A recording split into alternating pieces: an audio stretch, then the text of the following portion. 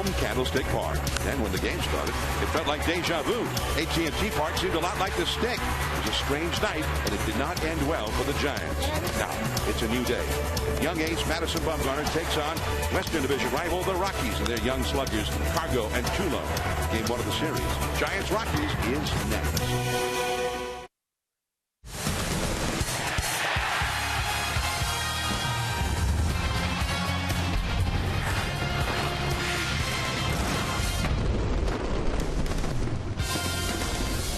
It's a cool night down here at 24 Willie Mays Plaza, the beautiful downtown home of the Giants, as they open a 3-game series with their divisional rivals, the Colorado Rockies. Hello, everyone. I'm John Miller with my crew co. Welcome to Giants baseball. The Giants lost 2 out of 3 to Arizona once getting home here. Now they take on a Rockies ball club that has been sizzling at the plate in the early going. But the Giants have Madison Bumgarner going. And, Mike, these days when Bumgarner goes, the Giants feel very confident. Well, he has been the horse of the staff for a while. An all-star in 2013. He had a great spring and really has taken it right into this 2014 season. Now, if you look at what he has done traditionally against the Colorado Rockies, he's done well. He's 7-5 with a 3.09 ERA. But if you look a little closer, the last 3 starts, he has not done well. He's 1-2 with an ERA of 5.89. Now, that's uncharacteristic for Bumgarner. His opponent tonight, a very, very tough left-hander, Jorge De La Rosa, has had great numbers lifetime against the Giants, 8-4 with a 3.9 ERA. So it figures to be pitching is going to be a big part of this game, although you say that, and both these teams are banging it pretty good with the bats. Indeed they are. However, with the long game last night and wanting to give a couple of his stars a day off anyway, Bruce Bochy is resting both Buster Posey and Angel Pagan.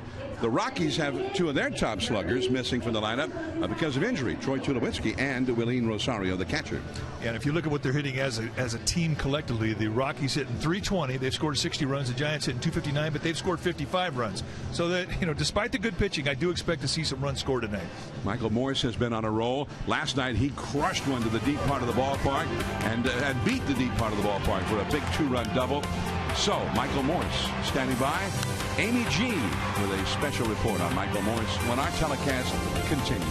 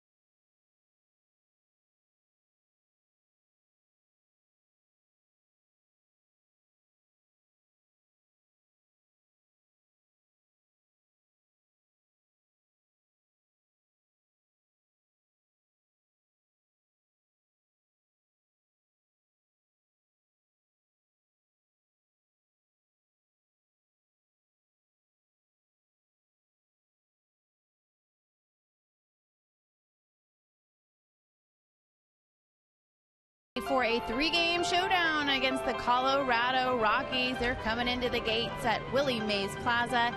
And the men in orange and black tonight, they're looking for a bounce-back win after 2 tough losses to Arizona. Welcome back to the broadcast on this Orange Friday. I am Amy Gutierrez, and Giants fans have been witness to some high numbers on the scoreboard so far this season, and the Giants are executing at the plate and getting it done more often than not with 2 outs. A key player so far this season, Michael Morse, and last night Morse hit what was described as the highest, longest 2-out, 2-run double anyone had ever seen here at AT&T. Morris's monster shot to deep center gave the Giants the go-ahead run. We sat down with him and talked about how he welcomes the challenges any ballpark brings. You know, I've never been scared or nervous of any kind of park. Like I always say, if you hit it, it's going to go no matter where you're at. I love this park. I love it because it's a great park with great fans, and that's all you can ask for. They're behind their team, and they know baseball. So it's a great place to play, and I'm very excited. Well, Michael Morse officially got AT&T last night, but he has hit safely in his last 8 games. He's also had an RBI in 7 of his last 8 contests. All right, fans getting ready to watch a Southpaw showdown this evening. Madison Bumgarner squaring off against the Rockies' Jorge De La Rosa. John Miller, Mike Krukow will be back with lineups and first pitch, but first, after these messages, we go to our Comcast Sportsnet studios for an update, so stay with us.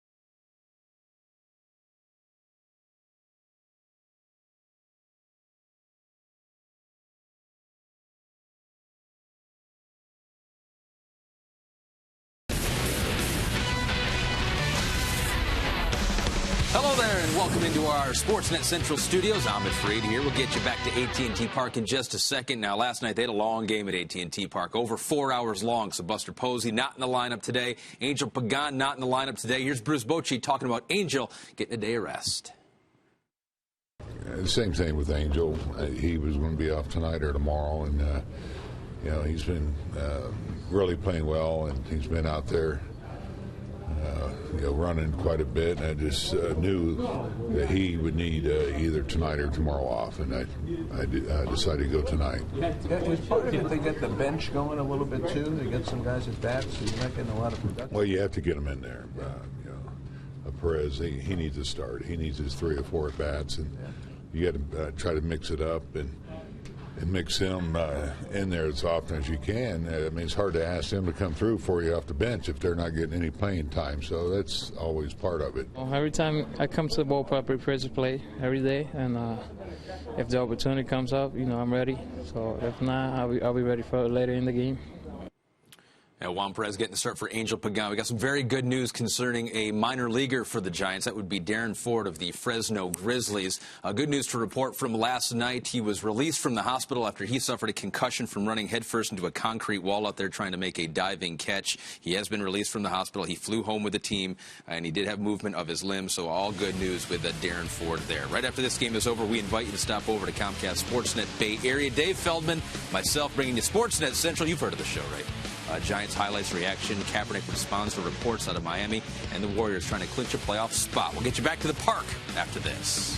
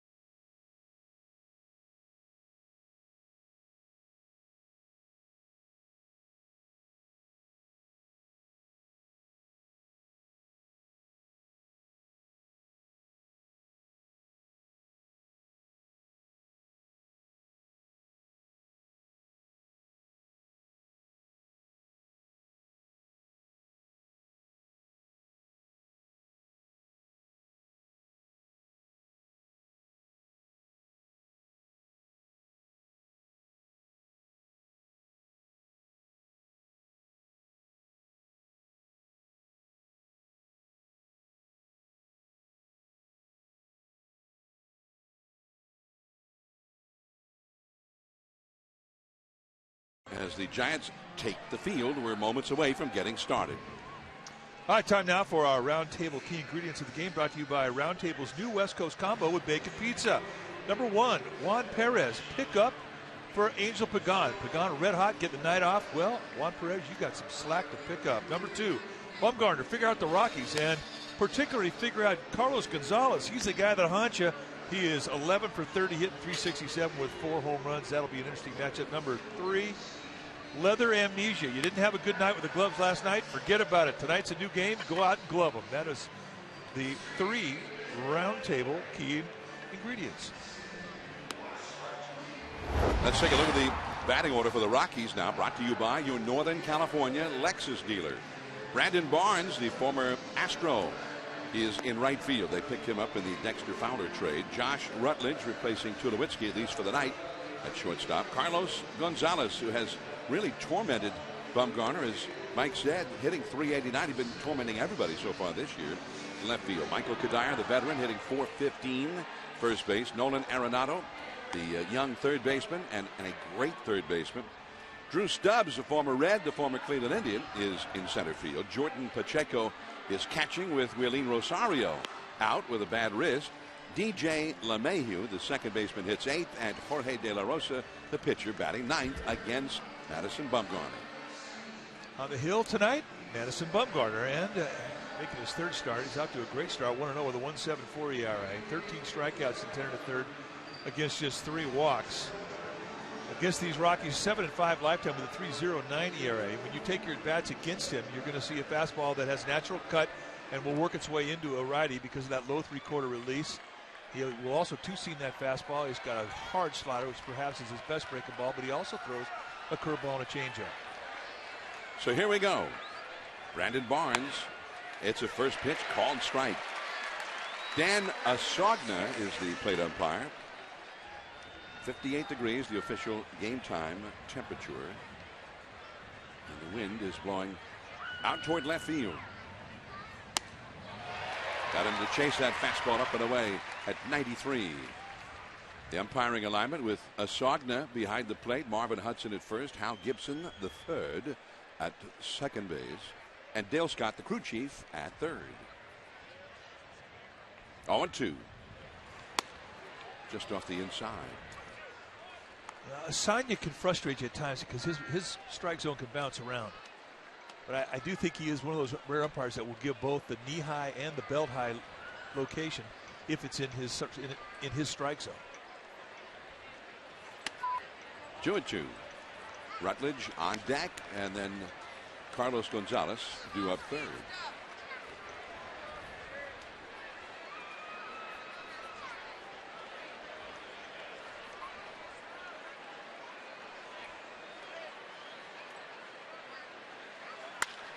And that's a base hit to right field.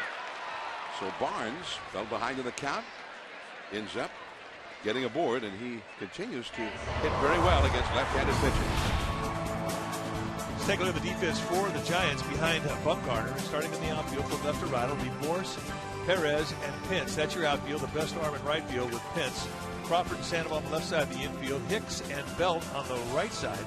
And Hector Sanchez getting the start tonight. He'll be in the squad putting down the signs. Buster Posey right behind Matt Cain with a breather tonight. And it's ball one to Josh Rutledge. Barnes the runner at first. Barnes has not even attempted a steal so far this year. He hadn't played that much. Josh Rutledge, just up in the minors. He's only had one at bat this year. A little bloop along the right field line. That's falling, and it's in there. Base hit. Pence goes all the way through. And the Rockies have runners at first and third. Barnes in there safely. A pretty good pitch. They set in that inside corner, and that's what he likes to do to righties. He likes to jam them. This one laid a little bit out of the plate. Still goes up the bat. And this is a thing right here. That's a Texas leaguer almost. Just drops in front of Pence. Not a whole lot he can do. Those are very frustrating for a pitcher. And here is Carlos Gonzalez. They call him Cargo in Denver. He's had a hit in all 9 of the games that he has played in so far this year. And he has hit very well against Bumgarner. Back out of play. 1-1. Well, there's a reason he's had success against Bumgarner. A lot of what Bumgarner throws has natural movement that runs away from a left-handed hitter. You'll see a lot of middle away location pitches. And that's the strength of Carlos Gonzalez. He is a middle away guy. The way you pitch him is in. And that has not been easy for Bumgarner to do so far in the matchups between these two guys. And that will go back out of play. Strike 2. Cargo is behind only Mark Trumbo of the D-backs and Giancarlo Stanton of Miami in RBIs in the league. He's got 11 batted in, 3 homers. Just been a question of him staying healthy enough to be in the lineup every day. Missed 52 games last year. And the curveball struck him out. Look back there from Carlos Gonzalez as if to say, what the heck was that? This has been one of the weapons that really has developed late last year. He brought it into spring, and that curveball now is a pitch he'll use a lot. It's very different than his hard slider just speed-wise. And he had Carlos Gonzalez way out front. That's a big strikeout. So he got the strikeout from a very dangerous hitter. Now another very dangerous hitter who is hot again this year. He led the league with a .331 average last year, Michael Kadire. Infield double play depth. And with that strikeout of Cargo, a double play would end the inning with nobody scoring. 1 ball and no strikes to count to Kadire. 35-year-old right-handed hitter.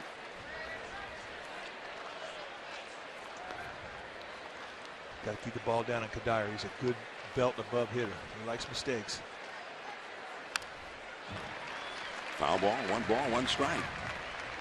Kadire 3 hits, 12 at bats versus Bumgarner. Bumgarner immediately into a tight spot here in the first inning. The single to right by Barnes, and then the pop fly that fell in along the right field line by Rutledge, putting runners at first and third. Now with 1 out, they're still out there. But Belt on the bag at first with Rutledge. And it's 2-1. Hector Sanchez doing the catching for the Giants with Buster Posey having the night off. Bruce Bochy simply said that Pagan and Posey would like to have taken tomorrow off. They would have had a scheduled day off for them tomorrow if they had played tonight. And then when they had the long game last night, I thought, well, I'm just going to give them the day off Friday instead. Into the hands, and that one will go back out of play. 2 balls, 2 strikes. There's Pagan with Joaquin Arias to his left.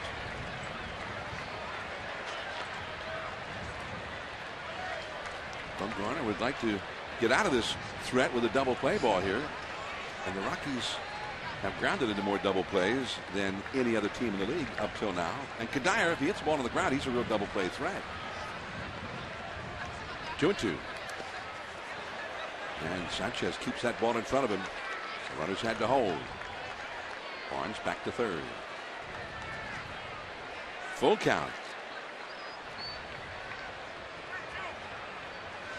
Kadire, after leading the league last year, already hitting .415 so far this year. And he's got 3 homers and 10 batted in. .444 on base average.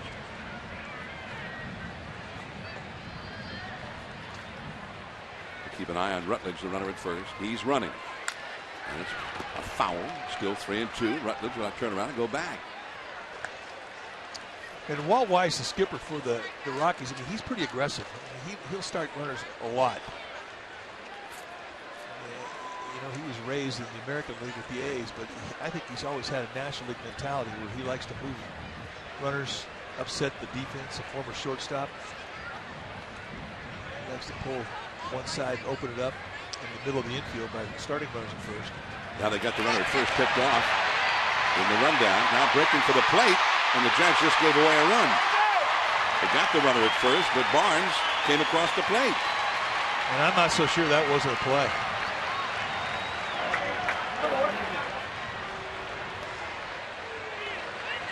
And it's not really the way it's supposed to work from the Giants' standpoint. They're not supposed to give away a run on that play. Well, right there, I mean, if you're Brandon Crawford, I mean, you had plenty of time to set your feet and throw to home to get Barnes. I mean, I think he messed that play up. You don't want to give away a run, and you'll give up the out at first to get the out at home. 1-0 Colorado, 2 down and nobody on. 3-2 to Kadire. And he draws the walk. Well, you always expect that if you're going to botch a rundown play, it's going to be in September or August. It certainly is not going to be in April when you just came out of spring training and you ran the things every day for 6 weeks. The Giants have had some adventures in rundown plays already this year. Nolan Arenado hitting .231 with a couple of home runs so far. has not had a hit against a lefty yet. Arenado, very impressive rookie season, especially with the glove. And it's 0-1. I think for the most part, Madison Bumgarner is established around the league with hard stuff, a fastball with cut and a good hard slider. The fact that he's starting to throw more changeups and more curveballs, and he's got confidence to throw those at any count, that's the difference maker in taking your at-bats against him. Strike two.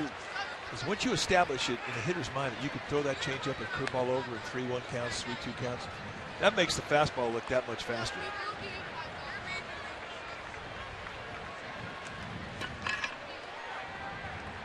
Oh, 2 the count. This will be Bumgarner's 20th pitch of the inning.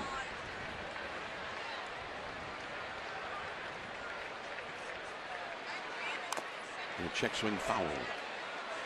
0-2. Arenado last year hit .267 with 10 home runs. He started the year in the minor leagues. They knew he had the great glove, and he ended up winning the National League Gold Glove Award for third base, the first Rocky ever to do it. And he had a slow start with the bat. He finished up very strongly. Into the hole and under the glove of Brandon Crawford. Kadire over to second. It'll be a hit for Arenado.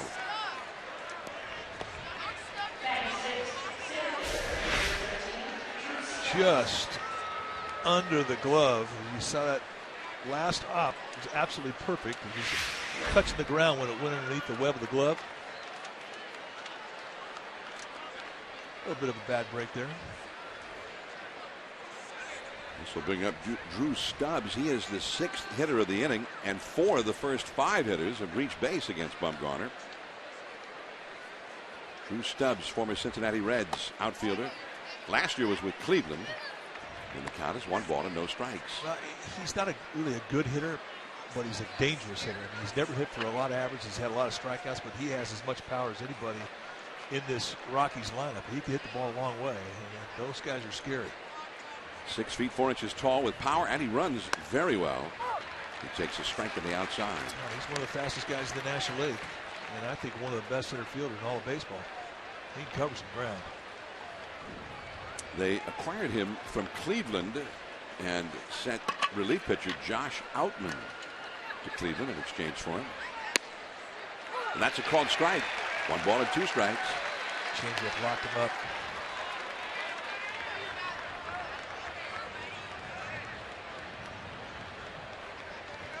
One nothing Colorado. They're threatening to get more. The Rockies, who in their first 10 games have averaged 6 runs a game and are hitting .320 as a team. Stubbs, who hit only .233 with Cleveland last year, has 2 hits and 13 at-bats so far this year.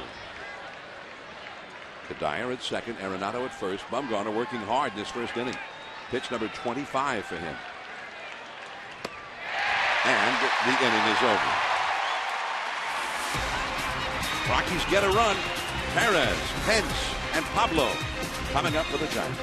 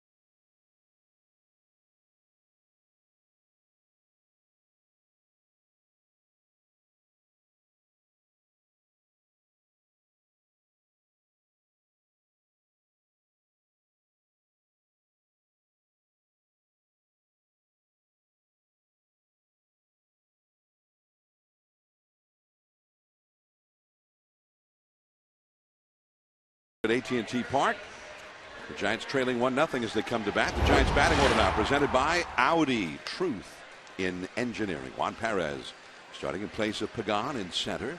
Hunter Pence in right. Pablo Sandoval at third base. Michael Morse moves up into the cleanup spot with Buster Posey getting a breather. And Morse in the last 7 games 10 for 21, and he has become the Giants' best RBI man early on this year. Hector Sanchez at catcher. Brandon Belt still tied for the league lead in homers. First base. Brandon Hicks at second. Brandon Crawford at short. And then Madison Bumgarner, the pitcher, bats ninth. On the hill tonight for the Colorado Rockies will be Jorge De La Rosa, 6'1", 215-pounder. He's 33 years old, just turned 33. And this is what he has done in 2 starts. 0-1 with an 8.31 ERA, very uncharacteristic. This guy is their ace, and he is a quality arm. You'll see low to mid-90s fastball. A little funkiness in his delivery. He's got a little pause that can upset your timing. He's got a big curveball, a slider, a changeup, and he'll throw anything at you anytime. He's got a lot of confidence and a lot of movement in that fastball, and I think he's one of those guys that really does understand the fastball. He has not pitched well in either of his first 2 starts here in 2014. A called strike at 91 miles an hour to Juan Perez. He went 4 1/3 in Miami in his first start, gave up 5 runs and 4 hits. And then 4 1/3 against Arizona, 4 runs and 4 hits in that one. In foul ground, Kadire comes over. And he's got it. You could see as he went after it, the wind pushing it back onto the field of play. Take a look at the Rockies defensively, starting from left to right in the outfield. It's Gonzalez, Stubbs, and Barnes. And you got good arms in center and a great arm in left field. Rutledge and Arenado are on the left side of the infield. LeMahieu and Kadire on the right side. And Jordan Pacheco will be in the squad putting down the signs. Hunter Pence.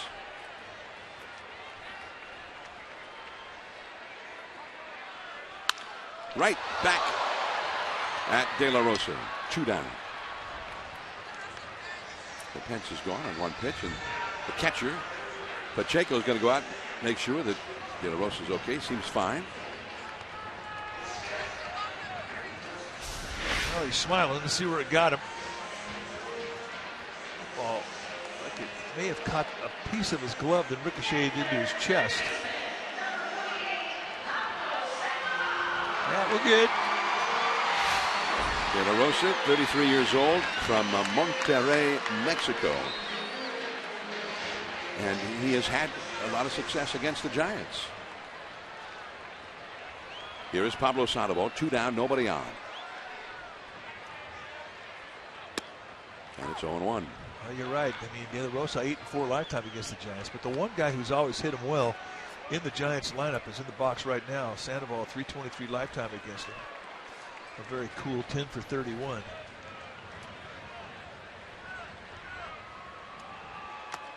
A ball and a strike. Had a look at where De La Rosa got hit. Like a boiler. Hit his glove, carried him into his boiler. Not a problem. He'll trade a bruise for an out.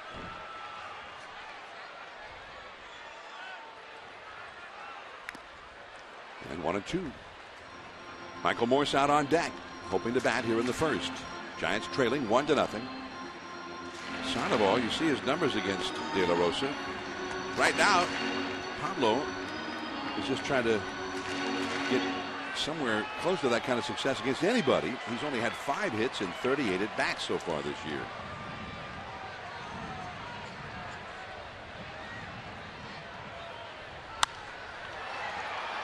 That one is heading foul and back into the crowd along the right field line. 1 ball, 2 strikes to Pablo Sandoval. Now, one thing we're starting to watch now, we've only seen 3 games here at AT&T this year, but we've seen a subtle difference as to how this ballpark plays. Since the Giants opened up center field and took the building out, and you now have a breezeway that goes through center field, it has changed the carry to right field for right-handed hitters.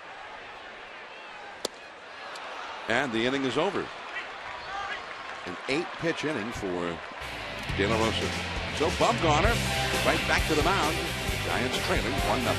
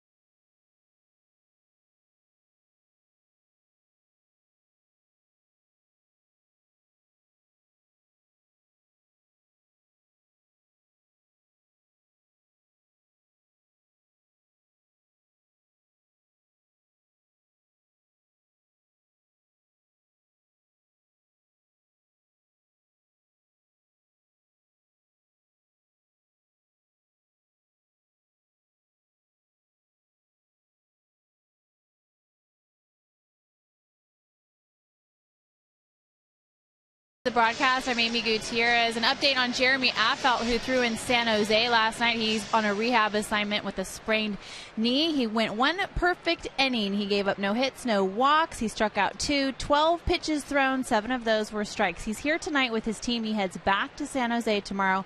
Bruce Bochy saying he's going to throw about 35 pitches. They want to stretch him out, see how he feels, and then they will assess him. Gentlemen?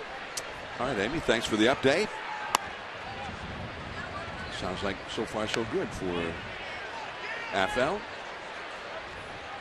1 ball and no strikes to Jordan Pacheco, hitting 7th in the order for Colorado. He's only had 8 at bats, but has had 4 hits so far this year. Ball 2. And he's had pretty good success lifetime against Bumgarner. The right-handed hitters that do well against Bumgarner are good middle-in hitters. They're quick inside. You have to be in order to beat that cut.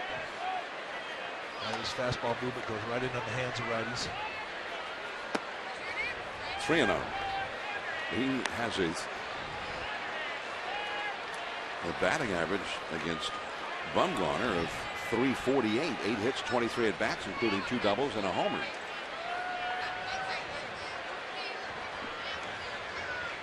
LeMahieu on deck. Man, that's a 4-pitch walk. Rockies in town all weekend. Day games here tomorrow and Sunday. Tomorrow is Sports Bag Day, presented by Good Neighbor Pharmacy. The first 20,000 fans receive a Giant sports bag. Sunday at 1:05. First 7,500 kids 14 and under receive a Giants sports sleeve, courtesy of Powerade. Tickets still available for both of those games at sfgiants.com/tickets. It's one of the sunshine for a couple of days. Ball 1 to LeMahieu, and Bumgarner has not yet thrown a strike in this inning.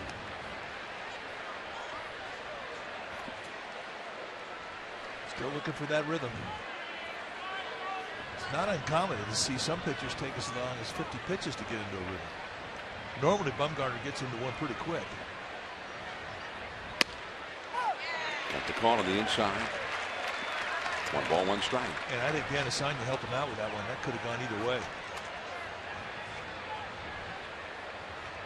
Oh, yeah.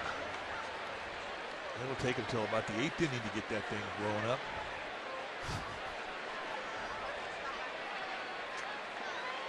One ball, 1 strike to LeMahieu. Perez over toward left center a little bit. 1 away.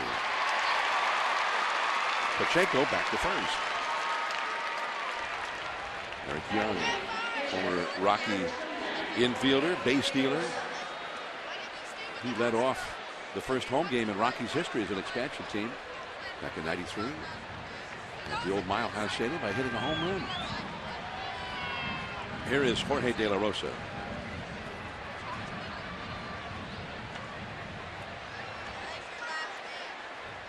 It's a good way to start. Did he bunt at it? No. Well, how could they both miss it? He absolutely bunted at it.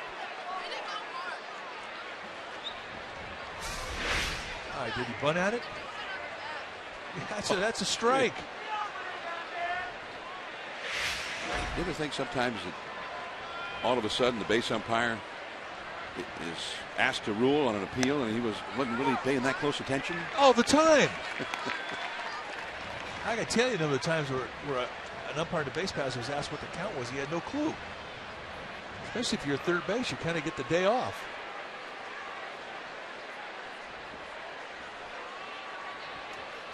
Well, it kind of looks bad considering he's the crew chief.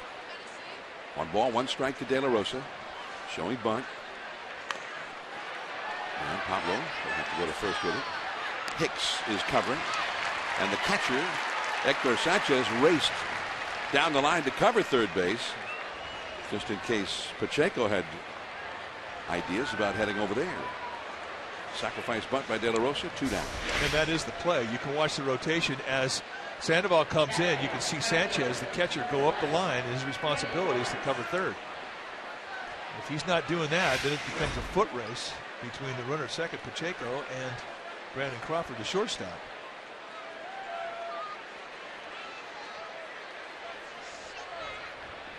Leadoff man Brandon Barnes now. His single to right started the first inning rally for Colorado. So he's 1 for 1. And he was looking to bunt. Takes the curveball for a strike. That's not a good play. That's basically saying somebody else get the base hit. I don't think I can. You have a 2-out scenario, the runner scoring position, swing it. The only time that's a good play is if you're down by 3 runs.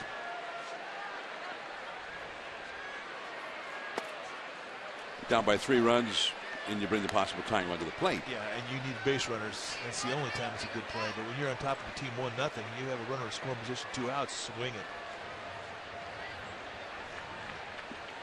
Barnes, 27 years old.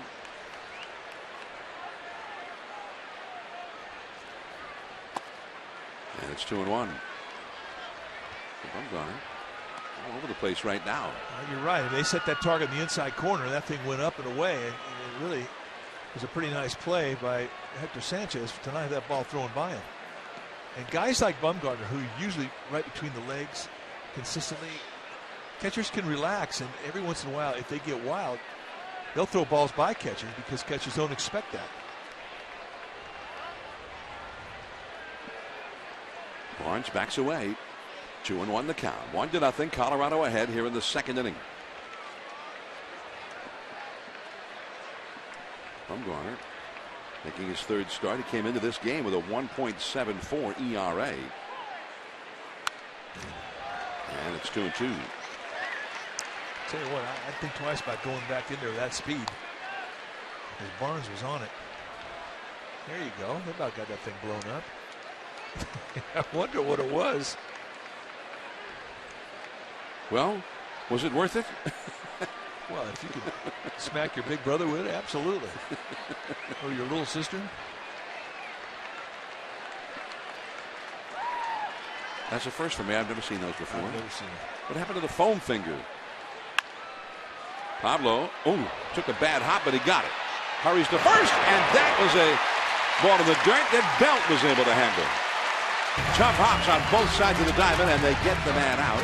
It wasn't easy. Michael Morse coming up.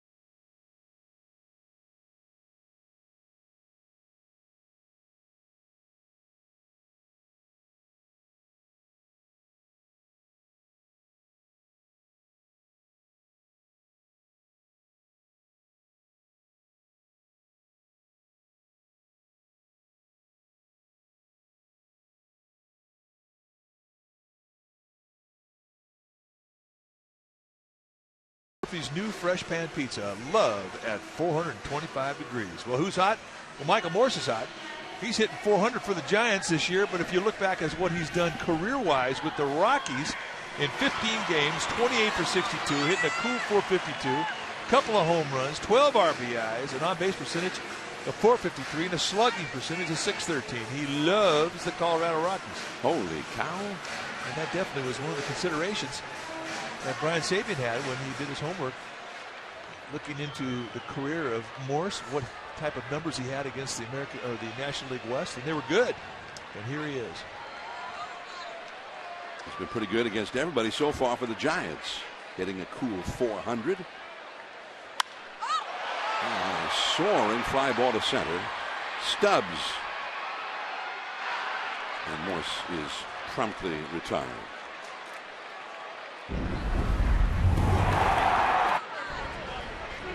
Well, he's got a lot of new fans here in San Francisco. They've kind of warmed to him in a hurry.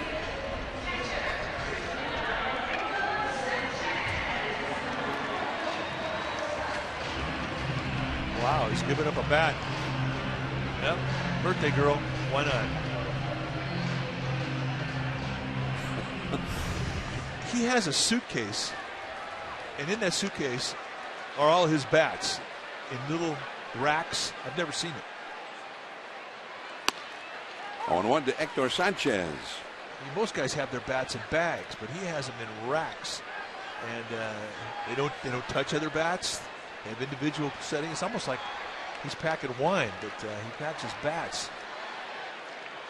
Well, you know, a guy that really the only other guy I've seen do that is Ichiro, the great star for the Japanese leagues, and for a long time with the Seattle Mariners. And of course, Morse spent a lot of time as a Seattle Mariner before he moved along to Washington. So maybe he and Ichiro had a little talk. I thought, well, if it's good for Ichiro, then that's what I'm doing. Well, I didn't know that about Ichiro. I think that's pretty cool, but he does it. That's the first time I'd seen it.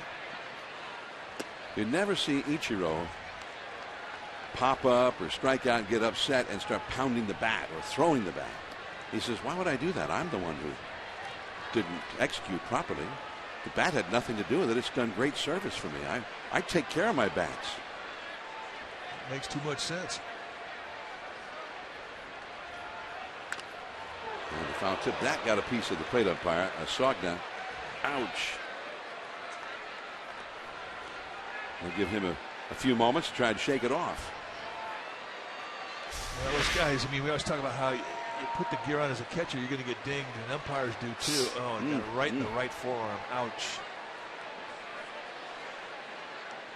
And relax. They're concentrating on the strike zone, and the last thing they're thinking about is getting dinged, and that ball will find them.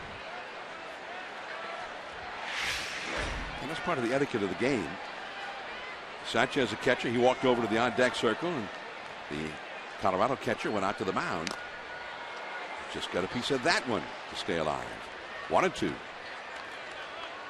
they are catchers and umpires at the plate are kind of fellow travelers. Oh, right? they're brothers, no doubt. They do look out after each other.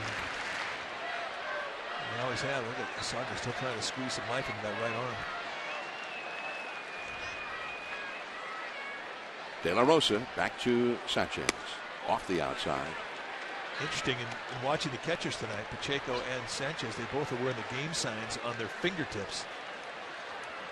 And they give signs. They have little pieces of tape that make it easy for the pitcher and for the middle infielders to see the signs they're putting down. It really is a great product, a product you can get for your kids too. And a high foul back into the second deck. 2-2.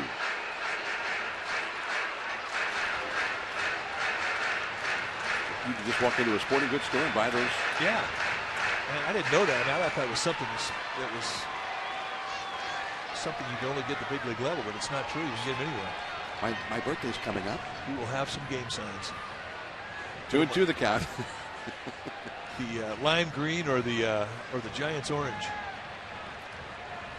Yeah, I'm gonna have to go with the orange. I think will do it for me. Or maybe just a new pair of socks. The heck with it. 2-2 the count.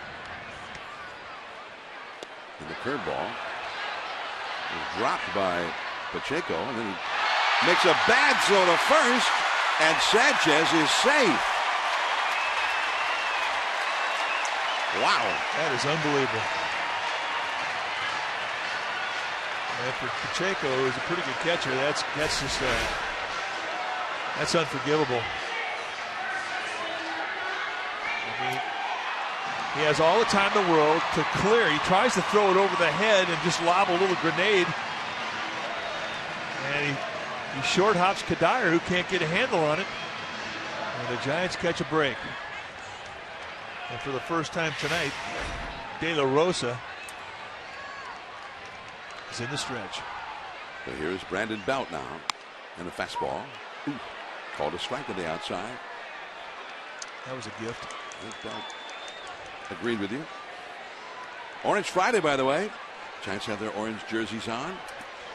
And you look around the ballpark, as always on these home Friday night games, it's a sea of orange. Strike two to Brandon Belt. Belt has only faced De La Rosa 4 times, 4 previous at-bats. He has a single and a couple of strikeouts against him.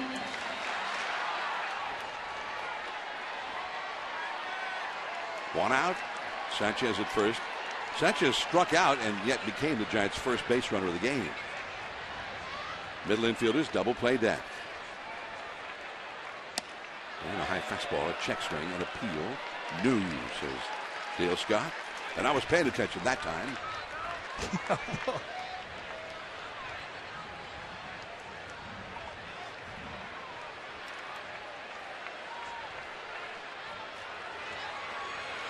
One and two.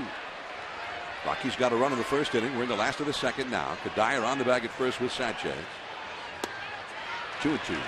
Interesting. I mean, it doesn't seem like Sanchez is much of a threat to run. Well, I agree with you. He's no threat to run. I think you could, with a left-hand hitter up there, you could play Kadire, the first baseman, back and not have to worry about Sanchez. He's not going anywhere. Does open up a hole on the right side for Belt. With strike 3. Second strikeout for De La Rosa. 2 down. So that's actually the third strikeout because of the strikeout of Sanchez, even though he reached base.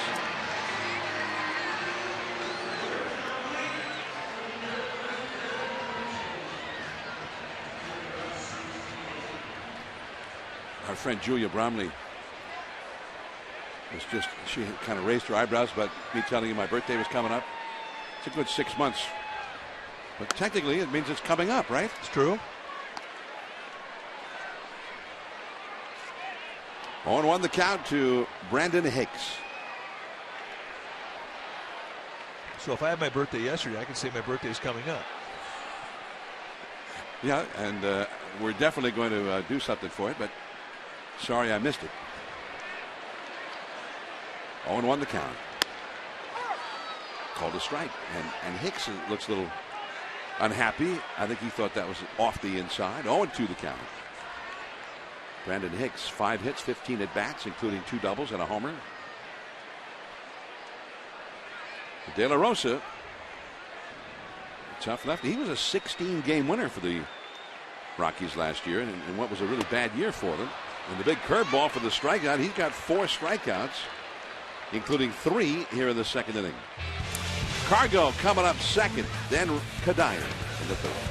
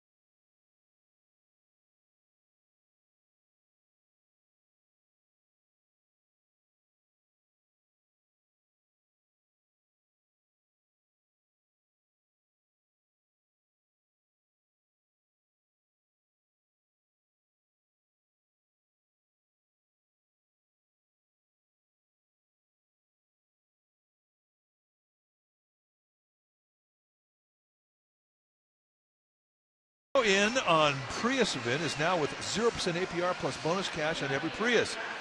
Angel Pagan since 2012. Giants record when he plays 132 and 103, a 562 win percentage. When he does not play, 44 and 55, a 444 win percentage. And those are the Toyota by the numbers.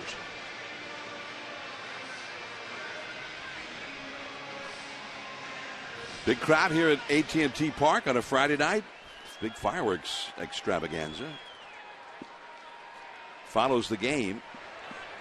Here is Josh Rutledge, the number 2 hitter in the order, against Madison Bumgarner. And there's ball 1 to Bumgarner. Having a hard time getting the ball where he wants it. It's his 41st pitch already, just starting here in the 3rd inning. The big hitters come up next. Carlos Gonzalez is on deck, and then Michael Kadire due up 3rd in the inning. 1-0, Colorado ahead. Off his foot, foul ball, strike 1. The Dodgers are playing in Arizona, and they have a 4-0 lead over the D-backs in the last of the 5th inning. In that game, there it is. In the hand-operated out-of-town scoreboard out there in the 4th archway. Padres at home against the Tigers, interleague play, leading 2-0. Last of the 3rd at Petco Park. Off the inside.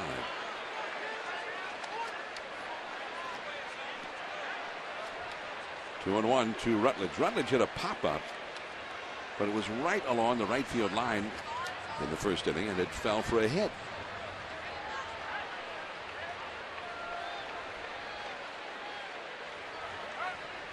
Bumgarner shaking off a sign from Sanchez, and then Rutledge asked for timeout.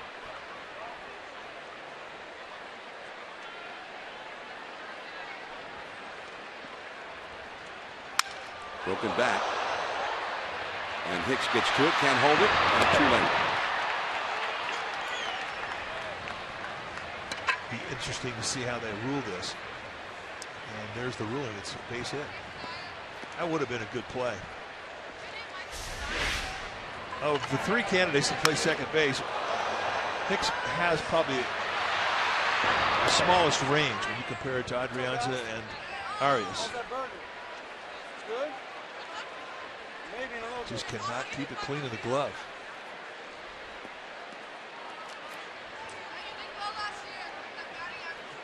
All set to do a 360 square up and get a throw off, but never had a handle. So here is Carlos Gonzalez. He struck out his first time. And back out of play, and he got that fastball in tight on Gonzalez and up. Nice play. He's a gamer. Got his rag. Oh, yeah. I bet he played Seal Stadium.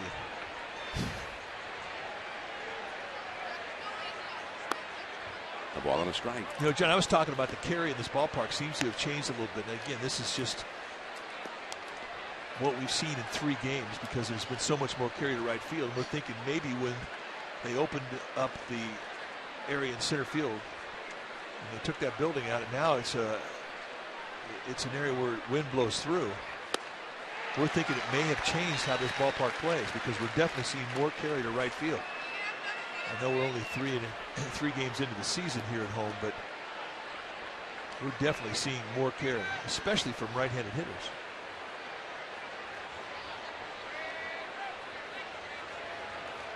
Well, it was very unusual to see Goldschmidt hit the home run to right field the other night. The time taken, and Gonzalez backs away. And that double that Michael Morse hit in last night's ball game. That's one of the most incredible swings of the bat I've ever seen from a right-handed hit. I've never seen that type of action on a baseball. 2-2. It was rather awe-inspiring. Took on the big gap in right center field and hit it about halfway up the bricks out there. A little bit to the right of the 421 sign. What a shot. The curveball misses. Now it's a full count.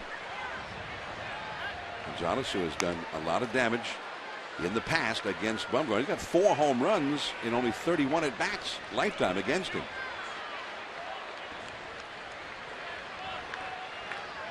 Well, Cookout going out on the bay there in the Cove. Put the brats on. 3-2. Runner not going. That one is gone if it's fair down the line, and it is definitely fair, and that's headed for the Cookout. 3-0. Colorado, the 5th home run for Gonzalez in only 32 at-bats against Bumgarner.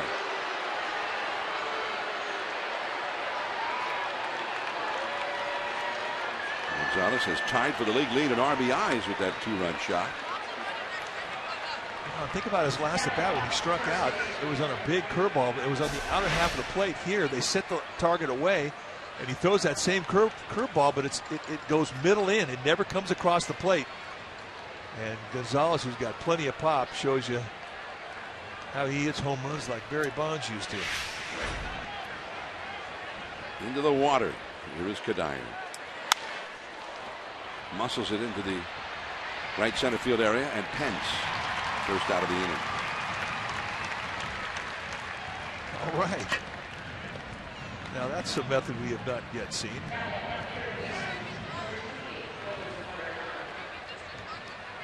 Carlos Gonzalez from Maracaibo, Venezuela. It's a trade that worked out well for the Rockies. They traded Matt Holliday, who was going into his free agent year, to the Oakland Athletics, and they got Carlos Gonzalez in return. Short hop beautifully by Crawford. And Arenado is out number 2. Tough hop. So how do you like the Friday night jerseys this year as we watch the replay? Once he snagged the short hop, and that ball was sitting on the button all the time in the world. And he takes good use of that time, squares himself up, gets balanced. But these look like a throwback. Are they a throwback to the 80s? No, that was the logo that Willie McCovey designed, I think. That was the rumor. It had Giants and script across the chest. I like them. I think they look good. Drew Stubbs struck out his first time.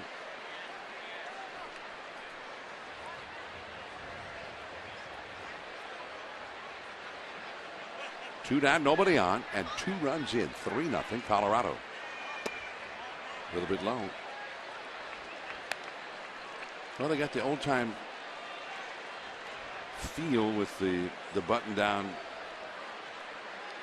shirt, and at the same time kind of a throwback look with that Giants script.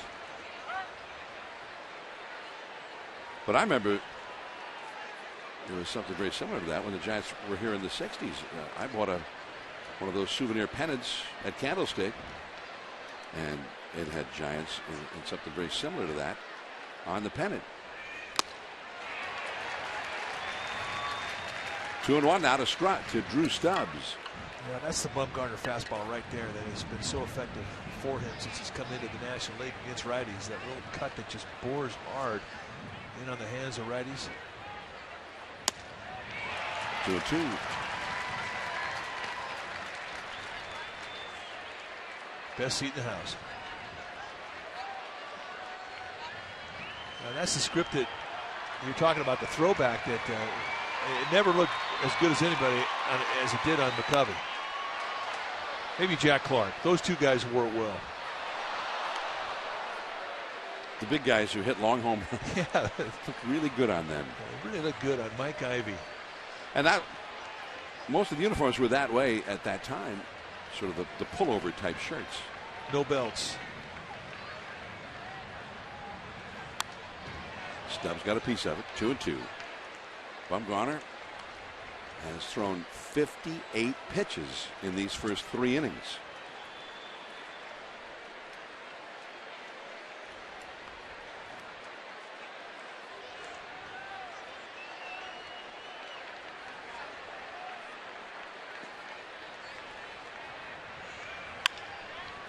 Here's Pablo. And Stubbs, a very fast runner. Pablo got him. But 2 more runs. 3-0 Colorado. Brandon Crawford will be coming up.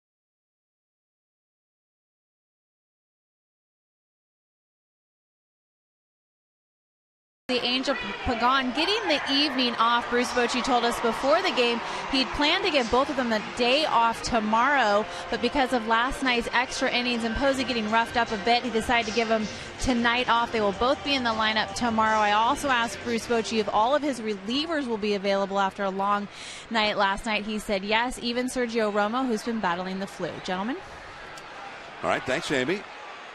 Here is Brandon Crawford. He takes ball 1 from Jorge De La Rosa. The Giants down by 3 against a pitcher that they have not done well against. So Buster Posey in the dugout. Brandon Crawford hitting .300, 9 for 30 with 4 driven in. And it's 2-0. Dodgers playing in Arizona tonight and leading 4-0. In the last of the 6th inning at Chase Field, back of Hyunjin Ryu, the left-hander. And it's 3-0. In that game, Adrian Gonzalez hit a home run for LA early on.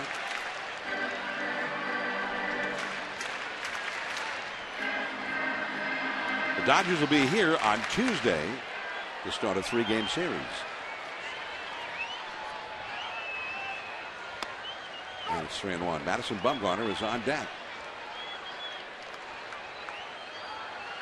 Bumgarner, the left-hander, but he hits right-handed.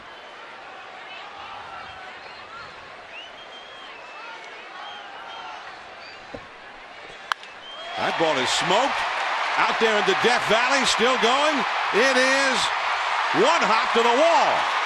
Crawford's going to keep going for third. And he'll make it without a throw. A stand-up triple. I don't think he can hit a ball any harder than that. In fact, I thought it was going to get out of here. But we know exactly how far this goes. 421 feet. Right in the heart of Triples Alley. And we're going to make it our Ford Right choice. The Echo Boost Challenge is on now at your Ford dealer. Coming today and feel the difference. He gets a 3-1 challenge fastball and absolutely squares it up. It had the sound, and only this ballpark kept it in the confines. And boy, he squares it up in a big way. And that's how you light up a crowd. So he's at third. Bumgarner the hitter. And ball 1. The middle infield backed up, normal depth. The ground ball to short a second should mean a run. Bumgarner, who has plenty of power himself.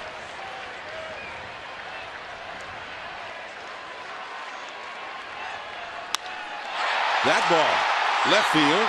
Cargo on the warning track at the wall. But Crawford will tag and score. And that ball, with the wind blowing out toward left field, carried very well. Almost a homer for Bumgarner. And the Giants trail 3-1.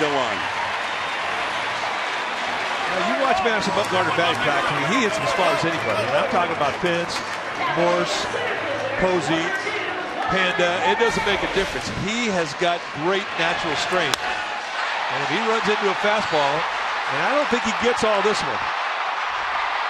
A little bit frustrating for him because I think he thought he had it out of here, but he does get the job done and scores the run.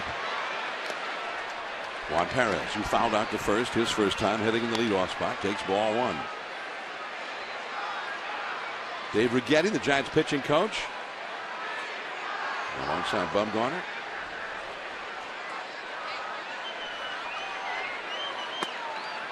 And it's 2-0 to Perez, and the catcher, Pacheco, is going to go out and talk to De La Rosa. De La Rosa getting roughed up a little bit in this inning. First two hitters really crushed the ball against him. You see catchers do this when the guy starts giving it up, especially when he's got a little bit of a lead, a 3-0 lead coming into this inning. He's giving him, he's falling behind in counts, and he's giving him some long balls. And the catcher will come out there, and that's when they jump on you a little bit. And basically, they want you to get your head back in the ball game. They're thinking your concentration's starting to whistle away. Ball three. Watch the strength that he has. Big high hitch on a leg kick. And he doesn't swing a small bat either. I think he's swinging about 35-35. That's a big log. There's a strike, 3-1 to Perez. You know one thing, you give him a tree that's been falling on the ground and an axe, he'd give you a cord of wood in about 2 hours. That is a strong man.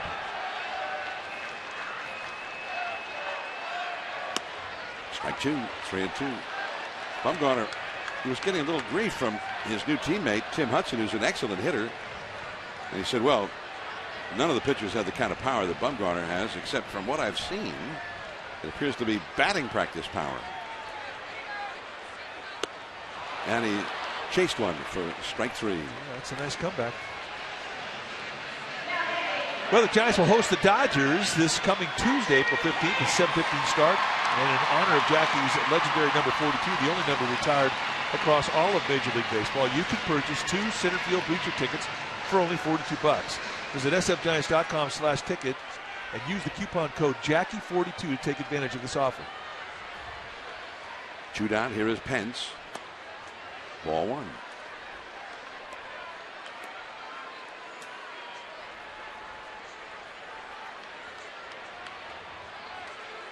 Hunter Pence, it went right back to De La Rosa his first time.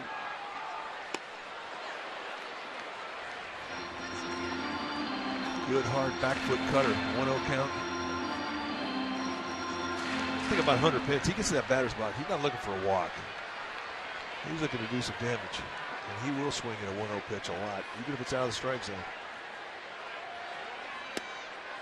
Change up down to the way, 2-1. Well, Pence has only 2 hits in 14 lifetime at bats against De La Rosa.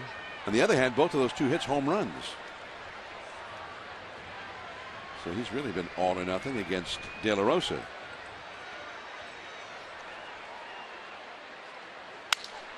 Broke his back. And that's the inning. The Giants get the run on the spectacular triple by Crawford. The fly ball by Bumgarner. 3-1, Colorado.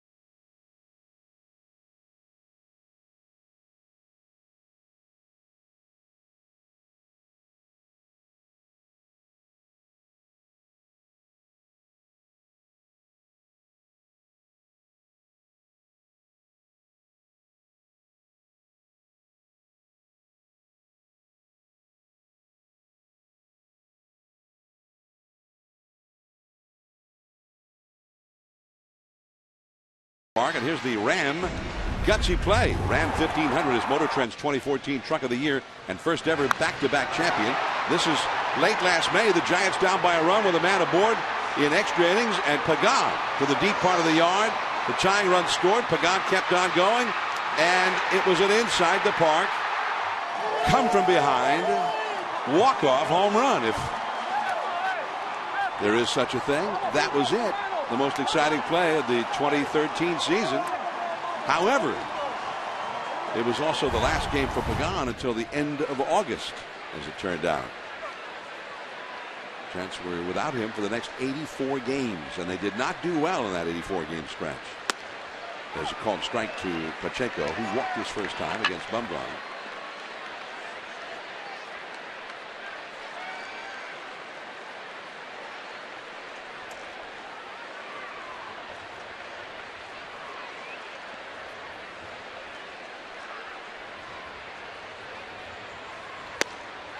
It's 0-2. Pagan had done something, and he felt it in his hamstring going after a ball in the outfield earlier in that game. So the leg was bothering him a little bit, and the adrenaline just took over, and he saw Tim Flannery waving him on to try and end the game with that inside the Parker, and he made it. Still 0-2. And that was part of the problem for the Giants last year. They lost their leadoff man, and they were never able to really effectively replace him.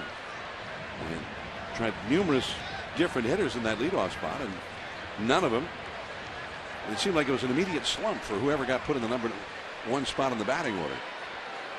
The Giants had a winning record. They were in first place at the time of the injury, and they had a winning record after he got back from the end of August till the end of the season. He was missed. I think that's the hardest spot in the lineup to learn. The leadoff spot. There's just so many things going on. You really have to know the game. You have to be quick to identify a pitcher, what he's got working that particular night or that particular inning. You just have to have a sense of what's needed, how to get on base, how to bunt, when to let out some shaft, when to take pitches. I mean, it's just a lot going on. And when you lose an established veteran in that spot and expect a younger player to come in and fill his shoes, that's a lot to ask. Pagan, first year he came to the Giants, was the primary leadoff man that year. Of course, the Giants won it all, 2012. Pagan did not lead off that entire season. I remember at one point he was hot, and the Giants were not getting much production from the middle of the batting order. And he hit 5th there for a while that season. That's strike 3, and Pacheco goes down. I'm not sure what Pacheco was looking for. This thing cuts back right to the middle of the strike zone. 2-strike mode, you should be protecting, but something about that pitch surprised him and locked him up. That's the first called strike 3 strikeout in the game tonight. The 8th place hitter, LeMahieu, now with De La Rosa, the pitcher, coming out on deck. 3-1, Colorado ahead. We're in the 4th inning.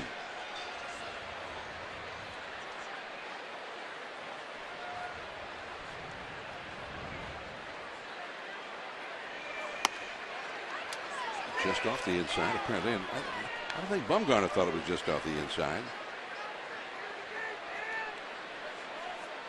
1 ball and no strikes. Yeah, he's had to throw a lot of pitches.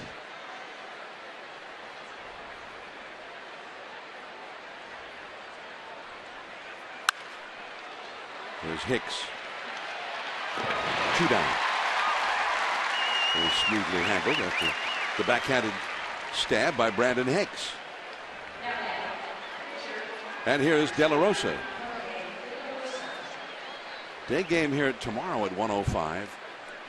And Matt Cain will get the call for the Giants up against the former Oakland Athletics left-hander Brett Anderson. And then Sunday, Tim Hudson up against Tyler Chatwood of the Rockies at 1:05. Do you think that was that guy's real hair? I thought so. Yeah, I'm going with that. I didn't think it looked unusual.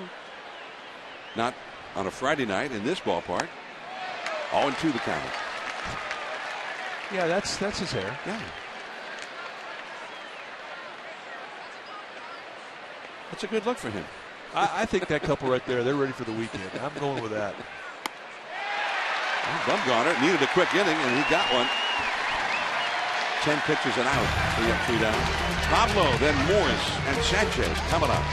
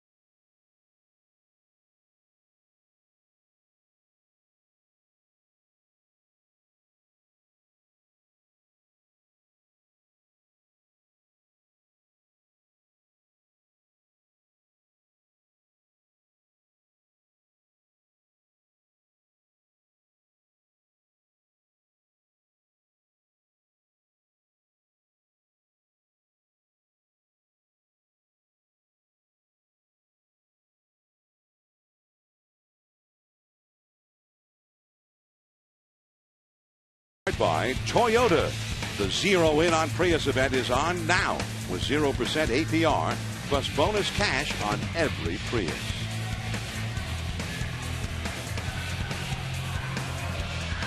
Three to 1, Colorado leading the Giants. We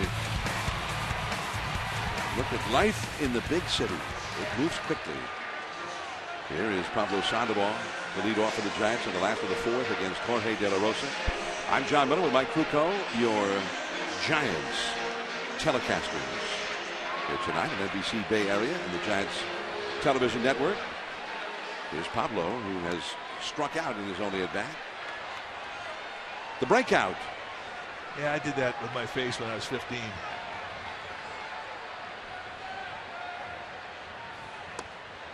So if you'd had a boat at that time, I would have called it the breakout. Ball 1 to Pablo. The breakout, or just breakout.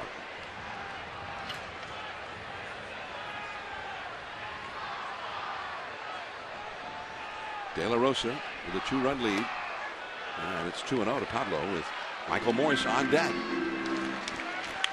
Dodgers still leading 4-0. They're in the last of the 7th in Arizona. The base tub, or is it the base tub or the bass tub? Well, I'm going to go with bass tub. Base tuba. Here's the 2-0 pitch. Base hit to right. And that had to feel awfully good for Pablo. That's only his 6th hit in his 40th at-bat of the year. Well, and a lot of guys get out of a slump doing this, going the other way. A little fastball that cuts in that outside corner. And watch that front shoulder stay in. The head stays down. Just a small, compact swing. And he watches it right into right field. The head never moves. That's good balance. You see the body right between the legs. There's no slide on his front foot, and that's his key. Let the ball come to him.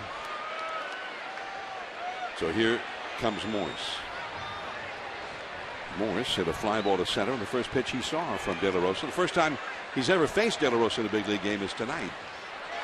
And Pablo will go to second.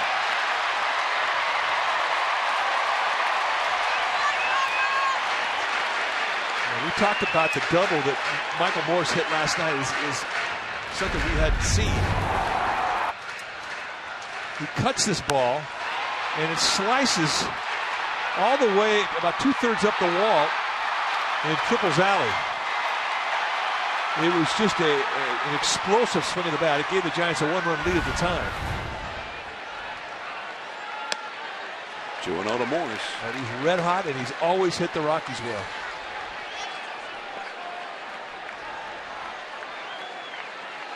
Morse hitting .444 so far this year with runners in scoring position.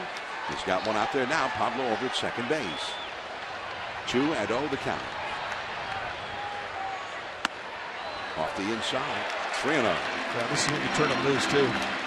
Bruce Bochy, well, I think give him the green light here. They're down 2 runs. You got a guy with power up there who's thinking good thoughts. He's confident. Hector Sanchez on deck. Bruce Bochy with Bam Bam Mullins, the hitting instructor, alongside in the dugout. 3-0. And this is if he decided, oh, the heck, I'll start over with a fresh one on the next guy. Ball 4 to Morse. Yeah, I agree with you. I don't think De La Rosa wanted any part of him. He had an open base. That was a 3-0 changeup, so you know what he was thinking. He was thinking he was going to tee off on a challenge fastball, too. Jim Wright, the pitching coach, dispatched to the mound by manager Walt Weiss. The Giants have 2 men on and nobody out. Hector Sanchez, who struck out and yet reached first base. Back in the second inning coming up. De La Rosa, when he's missed tonight, he's kind of missed on the same side of the plate, up and away to righties. And a lot of times the pitcher coach will go out there and say, shorten your stride, try and get a little more out front, change your sight. If you're looking at the glove, aim at the left toe of the catcher. Anything to try and get that release point a little more across your body so you can get that pitch on the inside corner, because that has been a problem for him. A threat here for the Giants. And Hector Sanchez, who has only had 9 at-bats so far this year. 2 hits, 9 at-bats. But he does have a couple of runs batted in. And an RBI opportunity for him right here. And a foul ball. 0-1. Sanchez had only faced De La Rosa 2 other times before tonight, and he had a single, in fact 2 singles against him. The Giants, who have hit well as a team this year in these kind of RBI situations. We need some clutch hits right now. Belt on deck, nobody out. And foul out of play. Belt had 94-mile-an-hour fastball. Every time I see him throw one of those tonight, I'm kind of surprised that he can throw one that. He's kind of saving those for just certain occasions when he rears back and throws his best one. And that reach back velocity is just that. It's another pitch. You put it in the mind of a hitter, you're going to throw 90-91, and they get geared for that. And all of a sudden you heat it up in a 2-strike count to 94-95. That's a whole different ball game. That one, a lot of break to it, down and in as Sanchez backed away. 1 ball, 2 strikes. Jorge De La Rosa in a jam here. He's got a 2-run lead. The Giants have 2 men on. Pablo Sandoval at second. Michael Morse at first. Center field. Barnes one way, then back the other. And finally, that was not Barnes, I beg your pardon. Stubbs, the center fielder. Barnes in right field. And Stubbs finally caught up to it. Pablo tagged and moved to third. Visiting center fielders come to this ballpark and say that this is one of the toughest ballparks to get a good jump on a ball off the bat, and it happened there to Stubbs. The one thing about Stubbs, though, is he's got so much speed. He can miss a first step and still make up for it. But that thing tied him up a notch, twisted him around a couple times, and he still makes the play. He's a good glove out there. And this outfield in general, all 3 of these outfielders are very fast, a lot of range. Carlos Gonzalez has won Gold Gloves in left. Stubbs in center. And Barnes who played center field for the Astros last year a lot. And there's a called strike to Brandon Belt. Belt struck out his first time. That's 2 times tonight that Brandon Belt has been put in an 0-1 hole on pitches he did not think were strikes by Dan Asagba, the plate umpire.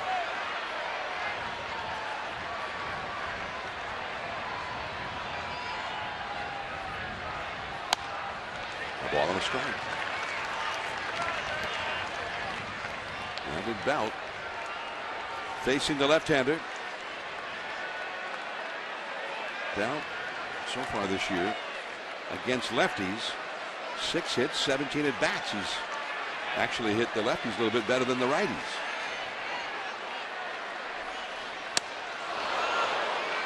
Before him, right above the hands. Good pitch.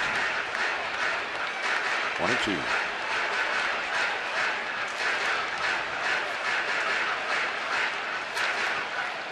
He's not rationing that best fastball here against Belt. He's throwing it over and over again.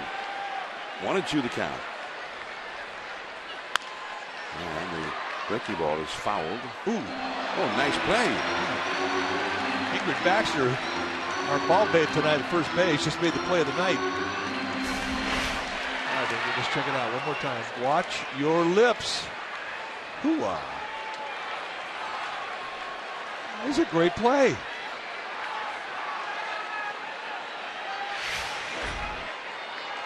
One and 2 to Belt.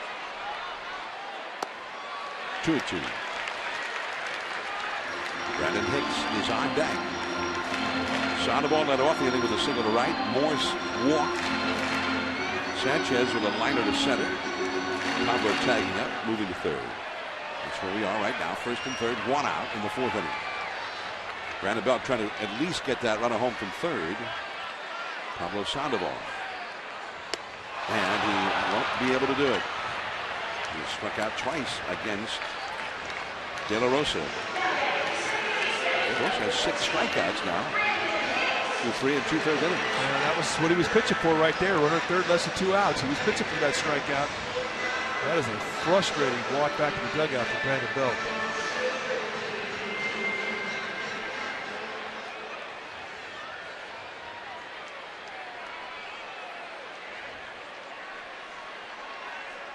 Brandon Hicks going to try and pick him up right here. Now 2 down. On 1. Hicks struck out his first time. He was nowhere close to that first pitch changeup. He was badly fooled. Sandoval down the line from third. Morse away from first. Kadire on the bag with Morse. And it's strike 2.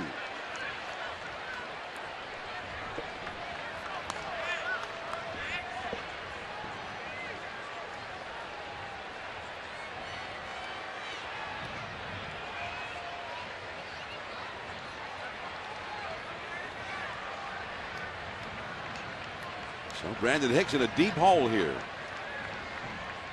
Rosa's had the strikeout pitch working tonight. 6 strikeouts already. He's got an 0-2 count to Hicks.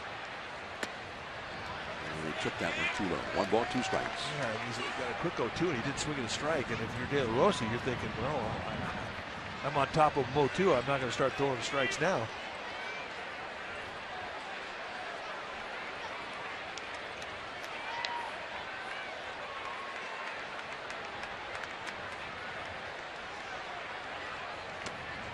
Two and 2.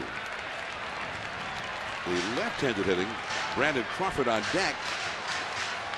Although Crawford just crushed one right out toward the 421 in right center for a triple. Yeah, lefty on lefty too. He just keep making that statement. I can hit lefties.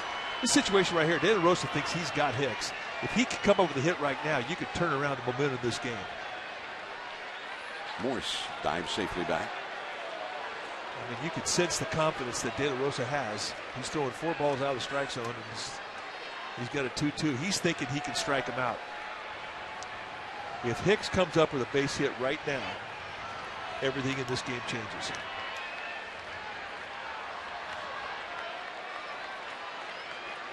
Two balls, 2 strikes, 2 on, 2 down. Giants down by 2.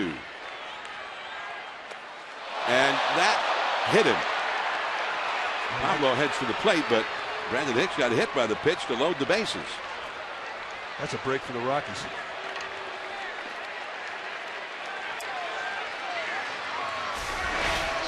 With a ball in the dirt right here, if it doesn't hit him, the Giants get a run. Hits it right on the toe of his left foot.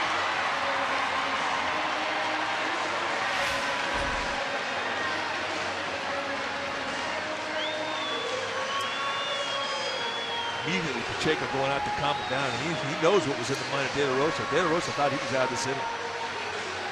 And now he loads the bases by hitting a hitter, basically continuing the rally by his own wildness. That's a great time for a catcher to go out there and calm the pitcher down. So there's Pablo at third. Morse, the possible tying run at second. And Hicks is over at first. So Crawford, who just blasted one his first time for a triple. Ball one. And De La Rosa is all over the place second. And this has been a long inning for him. This next pitch will be his 24th of the inning.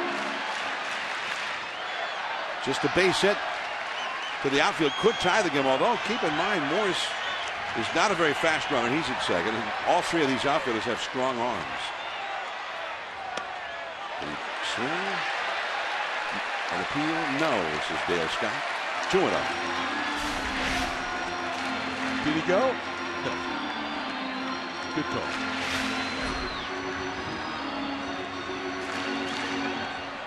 Well, there's nowhere to put Brandon Crawford, and it's a 2-0 count. So De La Rosa has worked himself into a corner here. 2 balls, no strikes. Big pitch. And way out of the strike zone. 3-0. The pitcher, Bumgarner, is on deck.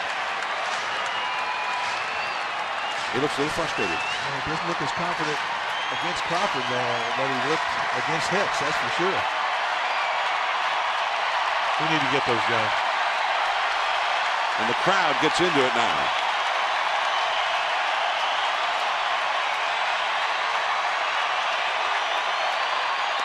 And he has walked in a run. A 4-pitch, bases loaded walk to Crawford, who gets the RBI. And a big hand for Brandon Crawford. How big? Real big. Those are big. So 3 free 90-foot increments given to the Giants by De La Rosa this inning. A walk, a hit batsman, and a walk.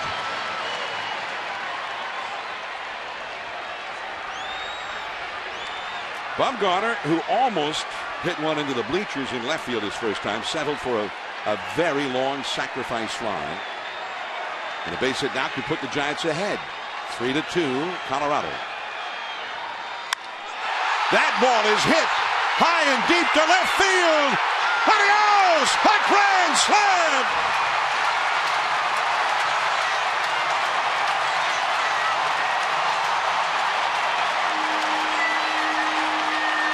Bumgarner's 3rd career homer, and this one was a grand salami, and it was a big fly.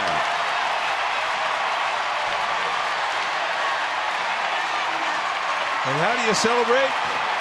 You blow a snot rocket.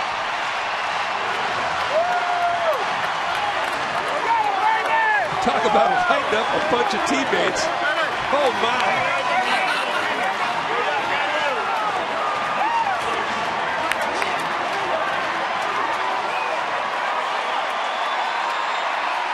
And this crowd is delirious. Everybody's still standing. I think they want Bumgarner to take a bow.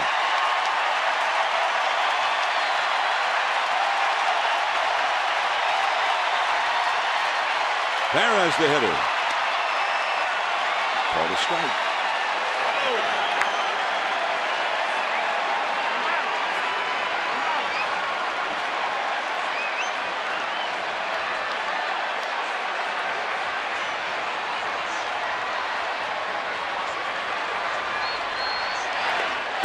And that one in the dirt and almost hit Perez.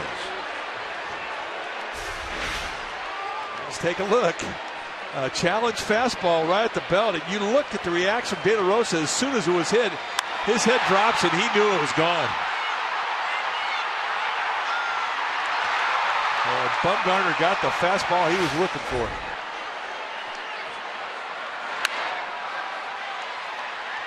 There is Arenado. Great arm, and the inning is over. The Giants go 8 deep in the lineup and get 5 runs, 4 of them on one swing of Madison Bumgarner's big bat. And what a shot it was. 6-3 Giants.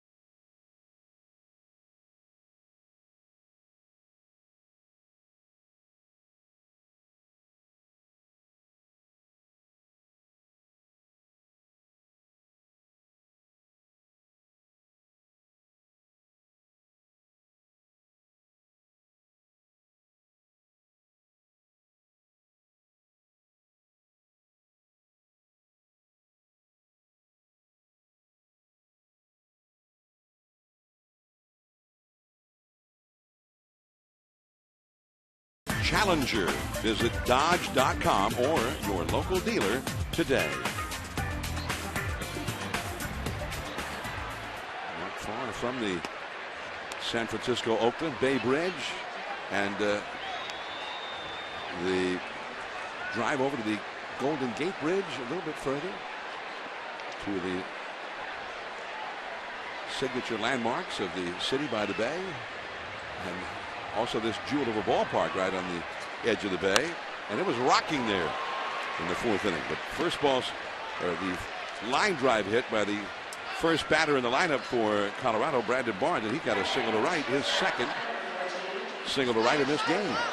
And this is going to be an interesting time of the game, because after Bumgarner hits the grand slam, that could take your concentration away. I mean, you got your game face on and everything's unbelievable. You're all geared up for pitching. Boom, you hit a grand slam. You saw his expression there. The smile crept on, and he was pretty happy about that. At times, it's hard for a pitcher to get back into that concentration that he had, and that is needed for him to do his job as a pitcher. Sometimes it takes a few hitters to get it back, and sometimes guys can't get it back. Bumgarner's third career homer. His most recent was also hit against the Rockies at Coors Field in September of 2012. He hit a 3-run homer in that game against Yolis Chacin. Now, there may be some others who've hit grand slams, some other pitchers in the interim, but the last Giants pitcher that I just remember, it just comes to mind immediately, who hit a grand slam in the game, was Sean Estes.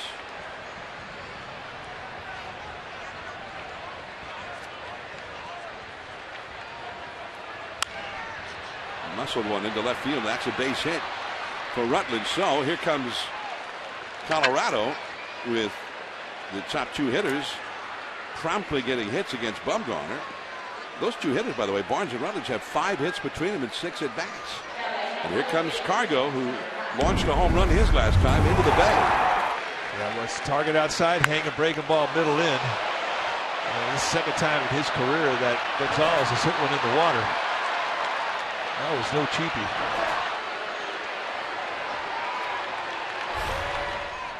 If you're going to go inside the Gonzalez, it's got to be hard stuff. You can't throw soft on that inside corner. Gonzalez struck out his first time, then hit that long home run down the right field line in the third. 2 men on. He is the possible tying run here. 6-3 Giants in the 5th inning. What a play. This guy's got serious power, and It always seems that when he's going good, he never ever slides forward on that front foot, and he always gets back leg into a swing. And he had good balance in that last hack. He was on it. Nobody out, 2 men on. That bounced in front of the plate, but blocked by Sanchez. Nice block.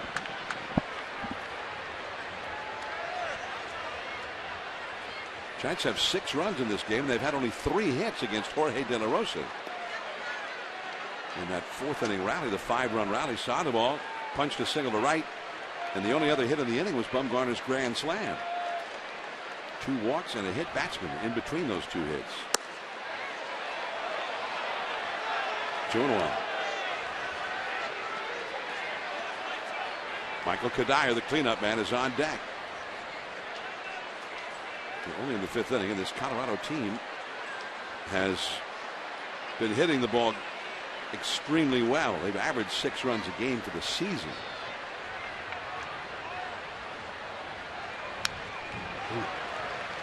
This guy's spooky, I'm telling you. He's just, whatever speed you're throwing up there, it seems like he's timed to it.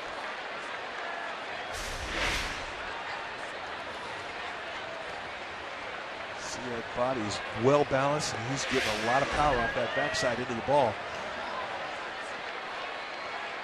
He only played 110 games last year, still hit 26 home runs. Got enormous power. He's hit as many as 34 in a full season. Yeah, it's a full count now, 3-2. Well, that was his one chance to go out of the strike zone and hope he would chase it. But now with the 3-run lead, you got to get in and challenge.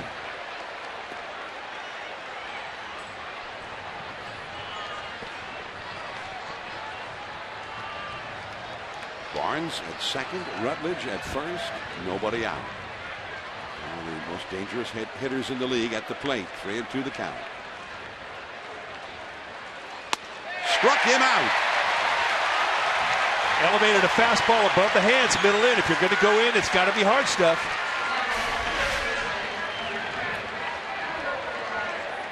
See, the target was outside. It's actually turned out to be a pretty good miss. They set the target outside corner. It goes up and in above the hands. Grab some pine meat. Sometimes you just throw a pitch and the guy's over aggressive. This works against him. It's a big out. Very big out. And here is Kadire, the cleanup hitter, who has walked and flied out to right center. And the curveball is low. There's another guy who'll make you work. The thing that I was so impressed with last year, we got a chance to watch Kadire a lot, was how well he went to right field. I think he's got some of the best control of his bat head of anybody in the National League. And you have to do that to lead the league in hitting. 2-0. And he definitely knows what he's doing. And he doesn't often hurt himself by going out of the strike zone. He makes you come to him.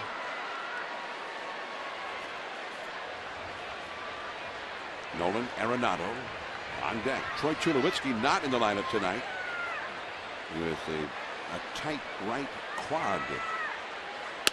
That's in there for a strike. 2-1. Also Rosario, another power hitter, is missing with a strained left wrist. When they've got them all in there, you talk about Cargo, Kadire, Tulo, Rosario, Arenado. That's a lot of pop in the middle of the lineup. Here is Perez.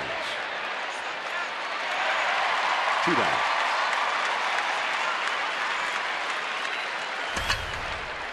Tulowitzki expected to play tomorrow and Sunday, but he's missed the last 3 days, including tonight. And Rosario with the strained wrist, and he apparently injured the wrist this past Tuesday, so he's been out for a while. No, I don't think Bumgarner was too terribly upset that both those guys were not in the lineup. 2 right-handed hitters with power. Those are some thumpers right there.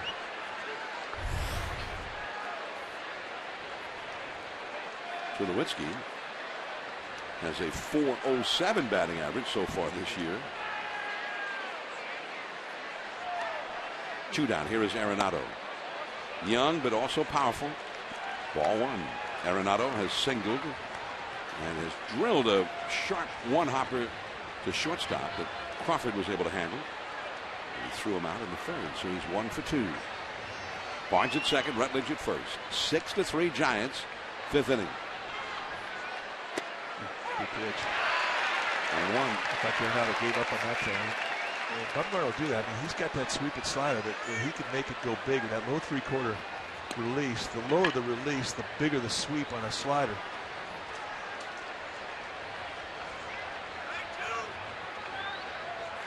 Ooh. That's the 7th. Ooh, wow, this inning. They're on that thing. I mean, you're looking at the way that they're getting balance in their swing, and when that ball gets here in the whack zone, I mean, they're on it. They are totally timed to it. Ooh. Oh. I mean, trying to get this thing on the inside corner and lays out over the plate, and he just missed it. 1-2 the count. 2 on, 2 on. He lays off. He tried to elevate.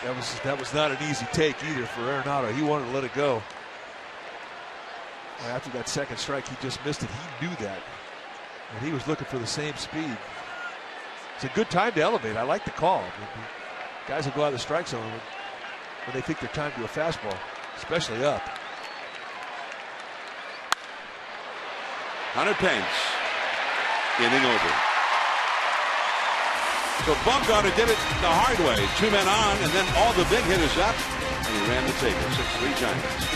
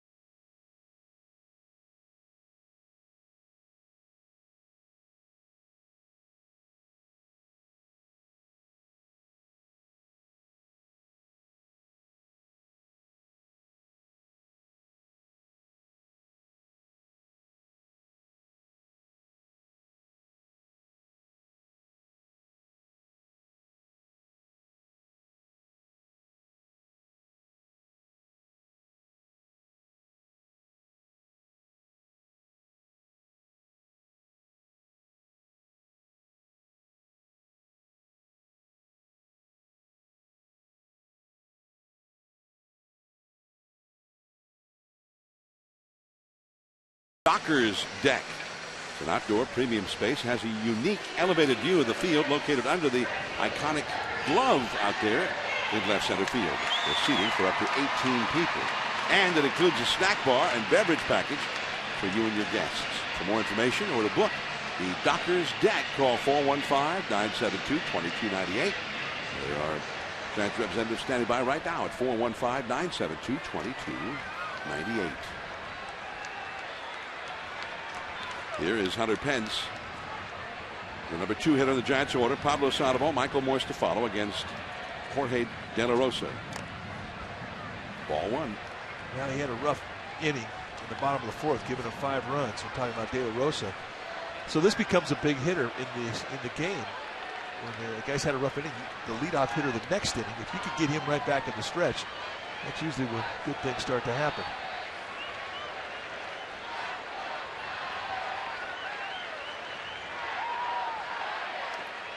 Two and 0. Well, he's off. He has not had the command that we have seen him have in the past. You saw the inflated ERA for De La Rosa.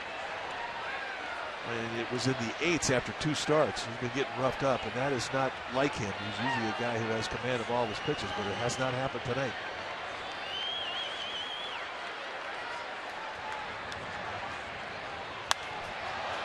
That's high and foul and back toward us into the second deck. And that was an ooh. He just missed that one. There's the winner of the foul ball lottery.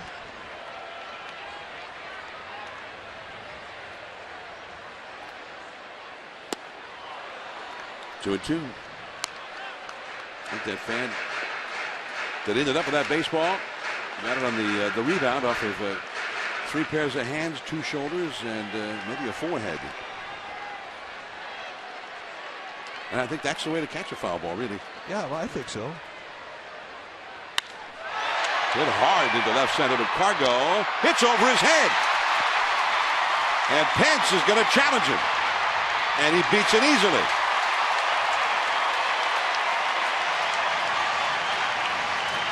Another example of how well the ball is carrying in this ballpark. And I think the outfielders who are coming in that have played here before are having a hard time judging. Look at Pence falling down on the swing and still gets to second. And he takes on one of the strongest arms in the National League, and that's Carlos Gonzalez. But watch Gonzalez. I mean, he's fooled badly on this.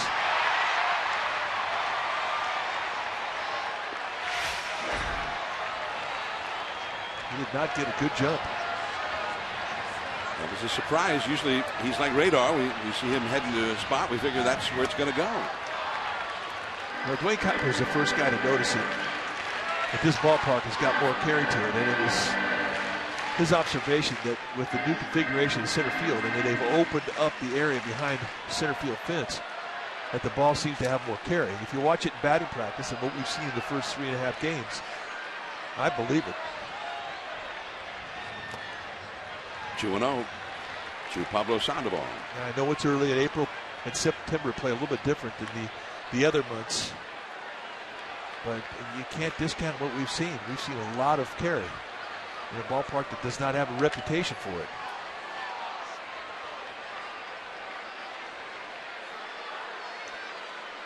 Pablo has struck out, and he is single to right. His single to right in the 4th inning led off the inning, and that was the start of a 5-run rally. The Giants lead 6-3 here in the 5th, threatening to get more. Pence at second, nobody out.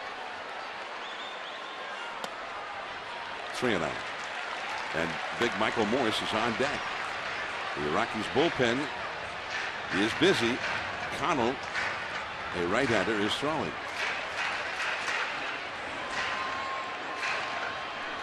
There he is, number 54, with the bullpen coach, Bo McLaughlin, alongside.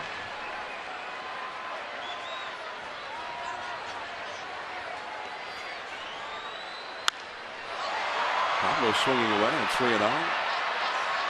And the wind playing tricks with that one. Pence tags up, makes it the 3rd.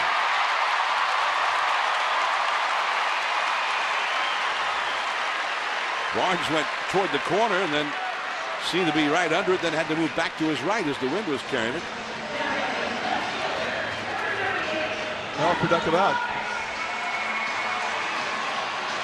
Well, looks like it's going to be it for De La Rosa. Walt Weiss is going out. Is Weiss like the slowest walker to the mound, isn't he? By far, not even close.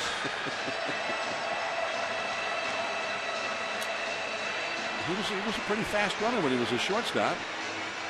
So that's it for De La Rosa. Knocked out with 1 out in the 5th inning. Michael Morse coming up. We'll be back.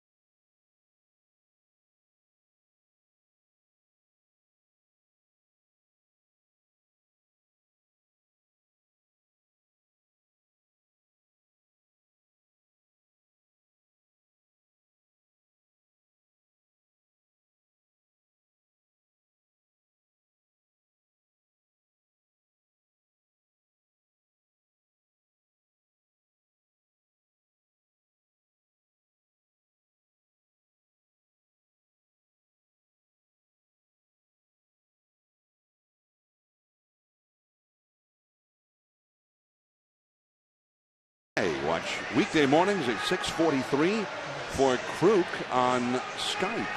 And Amy G talking about everything and anything Giants. Catch them weekday mornings on NBC Bay Areas today in the Bay. So that's why you can't Skype with me. You're Skyping with them? Yeah. Yep. But I can Skype with you on Tuesday and Thursdays. I'm busy. New pitcher now for the Rockies is Tommy Kahnle. Kahnle, 24-year-old, 6'1", 230-pounder. He's a big fella. He's got a good fastball. Former fifth-round pick by the Yankees. The Rockies got him on a Rule 5. And they like his arm. He doesn't have great command, but he's got pretty good stuff. You're going to see low to mid-90s fastballs with a cutter, slider, and a changeup combination.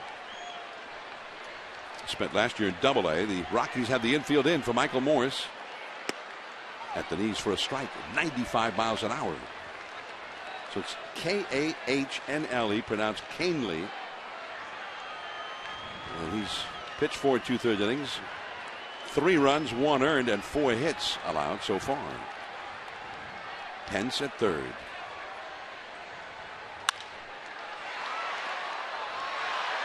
And Pence holding at third. Not this time for Morse. It's 2 times tonight the Giants have not been able to cash in on that runner at third base, less than 2 out RBI opportunity.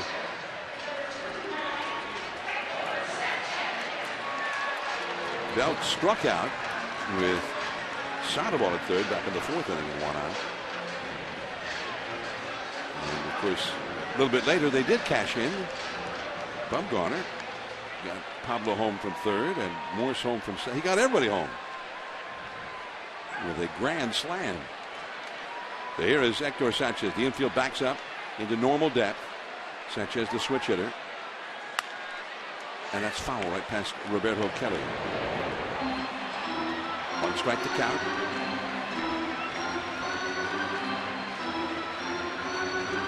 Six to 3 Giants. An opportunity here after the leadoff double by Pence, and then the big part of the order. Sandoval third, Morse 4th. But they've not been able to get him home so far. Sandoval got him over to third base with a fly ball. Giants have the 6 runs, but only 4 hits in the game.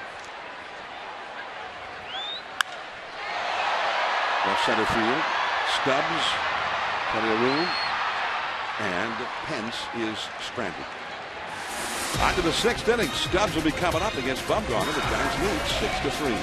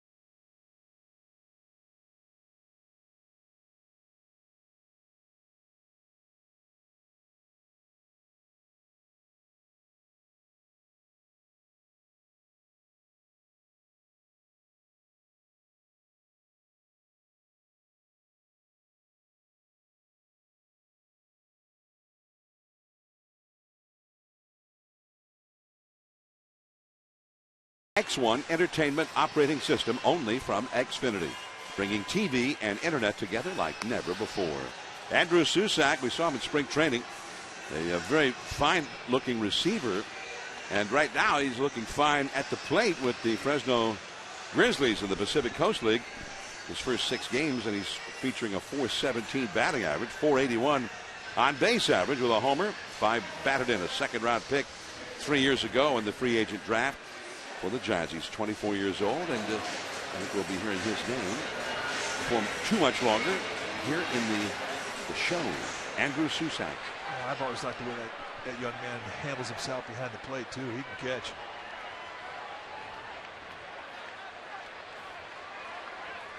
Inning number 6. Bumgarner's thrown 90 pitches this evening. Now facing Stubbs, Pacheco, LeMahieu. Those are the do-ups. Stubbs ran up as if to bunt, then jumped back as if he feared for his life, and the ball was right over for a called strike. He has struck out and grounded out to third.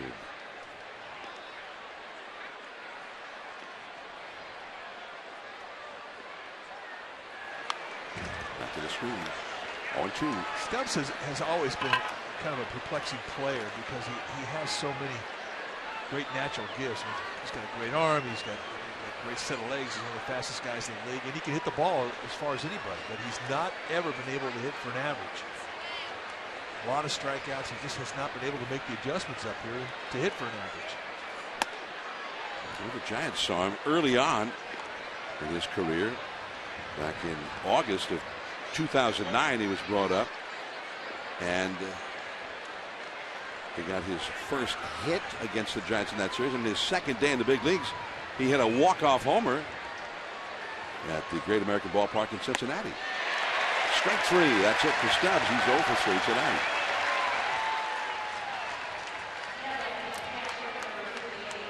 Going all the way back to 1914, the most RBIs by a Giants pitcher is 5. Sean Estes had 5 the day where he hit the grand slam against Montreal back here in the first year of AT&T Park. And Bumgarner's had 5 tonight. Don't forget, he almost had a home run back in the 3rd inning. His sacrifice fly went right back to the wall in left field. So a sac fly and the grand slam, 5 RBIs for Bumgarner.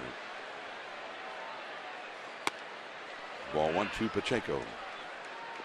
I talked to Sean Estes about that game because I remember the grand slam. I believe he also pitched a shutout, and the Giants won the game something like 18-0 over Montreal. Yeah, that was a good day. 1 ball and no strikes to Pacheco. And right in there for a strike. I used to always tell you, you pitching coach will when you're in the minor leagues, go out there and throw a shutout and hit a home run. You can't lose. You never saw it. I mean, nobody ever did it. You never did it? You never pitched a shutout and hit a home run? No. But you hit some home runs. What, I did. 5? 5 homers? I did. I hit 5. Just missed. Well, Bumgarner's got 3. And just the way he swung at the pitch he hit for the home run, looks like he's going to hit a lot more. Oh, he'll have, I bet he hits 15, 20 home runs in his career.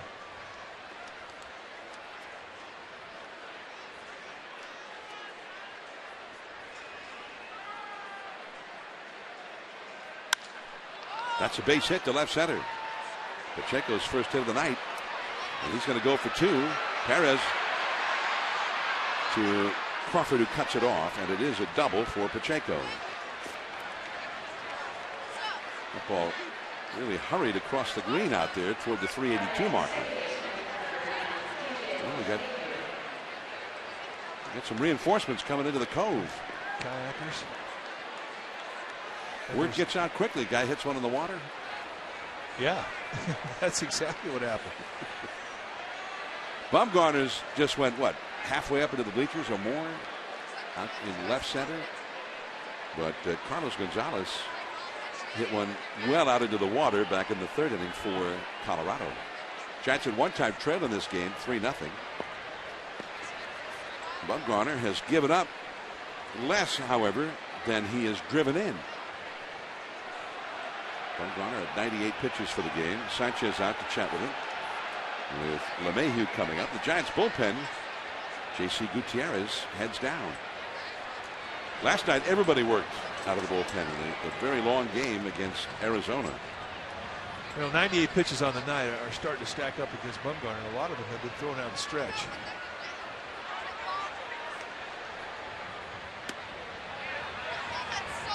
Did he swing? No. I thought it was a strike on the call.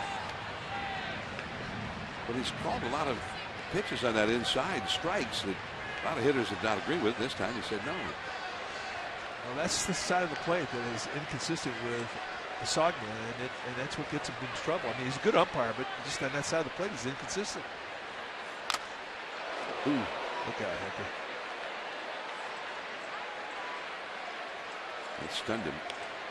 And you see Asogna steps around and looks him right into the eye. And here comes Dave Gressner, the Giants trainer.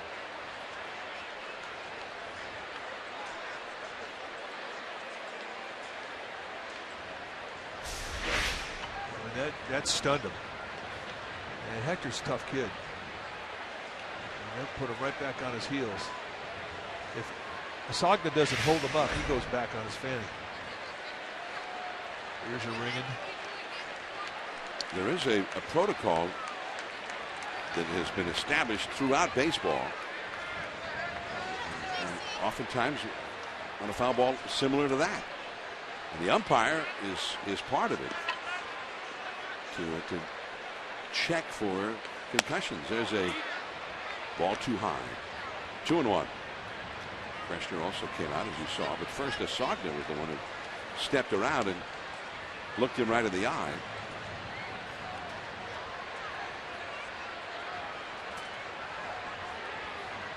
Six to 3, the Giants ahead. 6th inning. The pitcher's spot due up next. Canely, the pitcher, is on deck, but the Rockies had the bullpen going.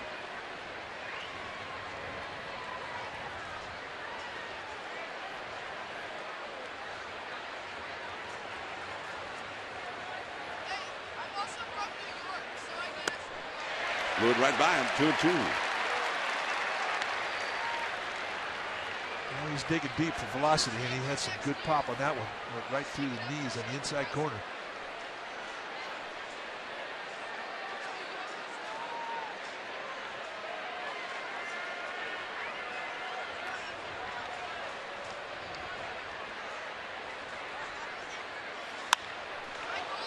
Here is Brandon Hicks.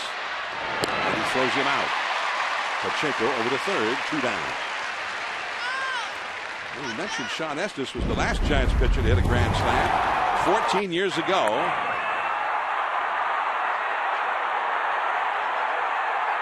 I like it. He went right into his trot, too. And what a night. A grand slam, a shutout, curtain calls, and not many pitchers make curtain calls, but how about you get a bow down from Barry Bonds?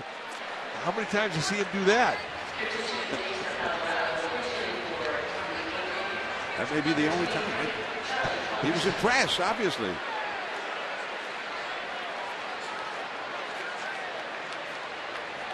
Charlie Culberson, a former Giants farmhand, who also got to the big leagues briefly with the Giants, is up as the pinch hitter for Canely.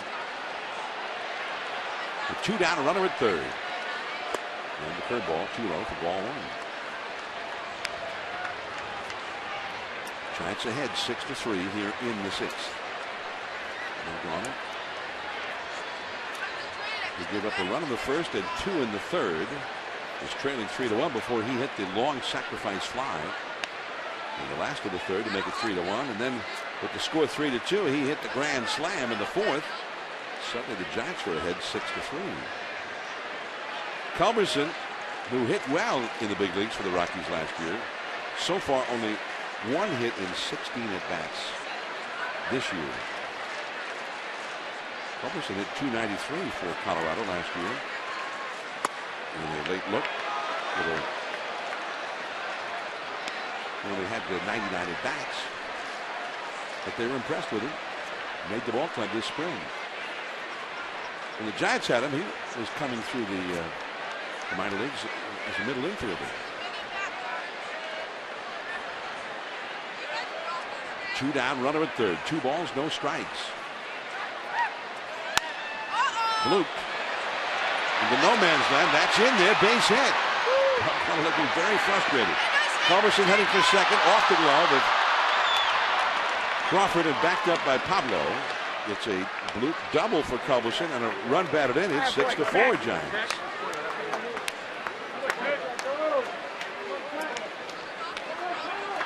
it does upset you. You make a good pitch in a 2-0 count, jam a guy, and yet he still beats you with a bloop. A great hustle by Culberson, just a pop up, and he thought double all the way. So Dave Righetti going to come out and just give him a little bit of a breather. I got to believe this is going to be his last hitter. Sitting on 106 pitches, as he mentioned, just about all. Well over half have been out of the stretch.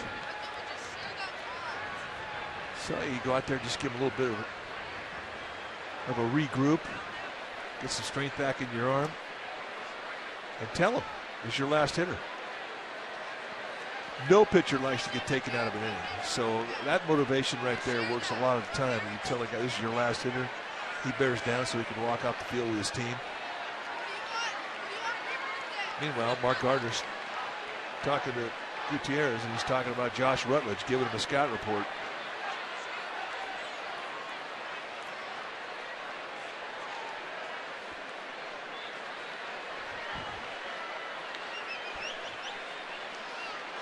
Getty back in the dugout. Leadoff man Brandon Barnes has had 2 hits, and it's ball 1. Bumgarner's given up 9 hits, and 5 of them to the first 2 hitters in the lineup. Barnes, the leadoff man, with 2, and the man on deck, Rutledge, has had 3 hits and 3 at bats. 6-4 Giants in the 6th. At the knees for a strike.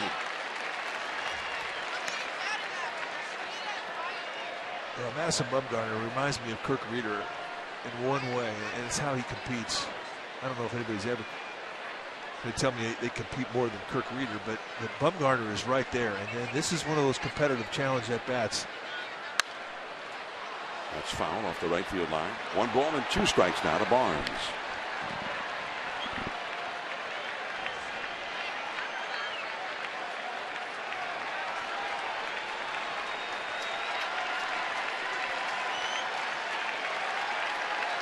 Two down, a run in for the Rockies. Pacheco hit a 1-out double, and Culberson hit the pop fly double to knock him in. 2-2. Trying to climb the ladder. That's right, exactly what they wanted, that fastball. Good take from Barnes.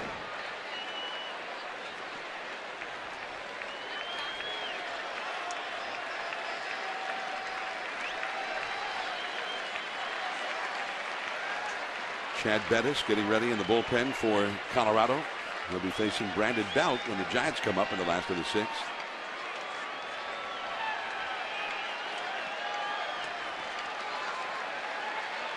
Two and 2 the count. And again, Barnes fouls it away. Hanging tough.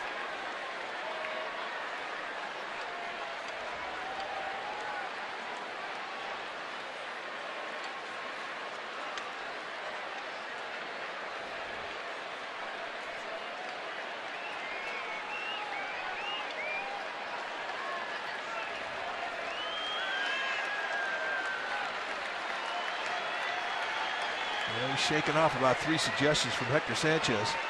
So he definitely knows the pitch he wants to throw here.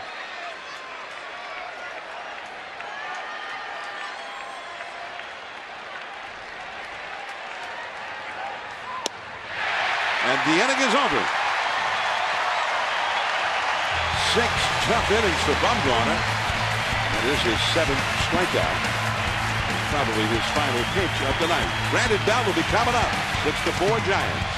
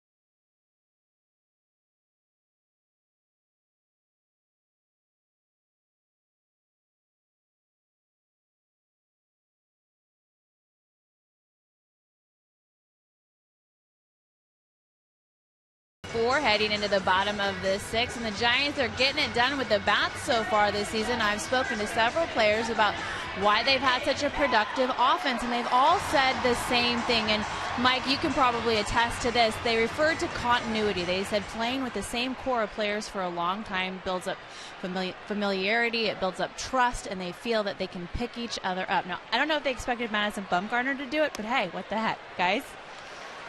Well, continuity and trust is what puts chemistry together in a team, no doubt. Chad Bettis in to pitch for the Colorado Rockies. Brandon Belt to hitters. 0 for 2 in the game. And the slider a little bit low, 2-0. You know, it's interesting. Did you see the comment that J.P. Howell, the veteran left-hander of the Dodgers, said after the Giants left L.A. after the weekend series? In regards to the Giants lineup, there's a foul out of play. And he said not only did he think the Giants lineup was much better, but he also thought, man, these guys, it's a team approach. They're communicating while the game's going on with each other. One guy faces the pitcher, and he's telling the other guys what the guy's got and that sort of thing. That's pulled foul right past Roberto Kelly. And it's 2-2 to Belt. Look out, Ingrid. Let's take a look at the numbers for the new pitcher for the Colorado Rockies, Chad Bettis. Last year he was a swingman. This year so far in 4 games, 7 hits, no walks. He's getting hit a little bit. He's got a power arm. And in the minor leagues, he was always a starter. And last year he did the swing thing. He had made 6 starts, 16 appearances. And he's got good stuff. He doesn't have great command, and that's kind of what's holding him back. You'll see mid-90s fastball with a curveball, slider, and a split. He uses that as his off-speed pitch, but he just doesn't have great control of the strike zone, and they're kind of waiting for him to get it. And a guy who has stuff like that, you can be patient with. But he is 27 years old. It's time. Down the right field line. That is fair. Into the first archway. A double for Brandon Belt.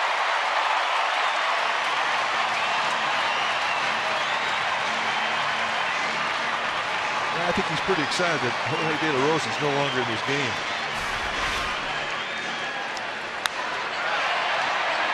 It's a little out front, right on the foul line. You know you're going good when you get the foul line to go your way. And an easy 2-bagger to start things off for the Giants here in the bottom of the 6th. And that is the first double of the year for Brandon Belt. Brandon Hicks now. Look out. That was headed right toward his chin.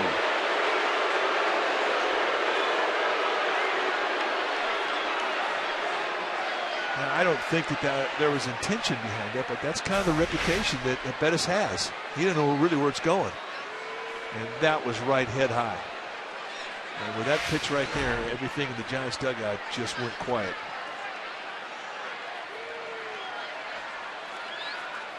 One ball, no strikes. Belt at second, nobody out. Kadire, the first baseman, over. But it is in amongst the spectators. 1 ball, 1 strike. Brandon Crawford on deck. We're in the midst of the Brandons right now for the Giants.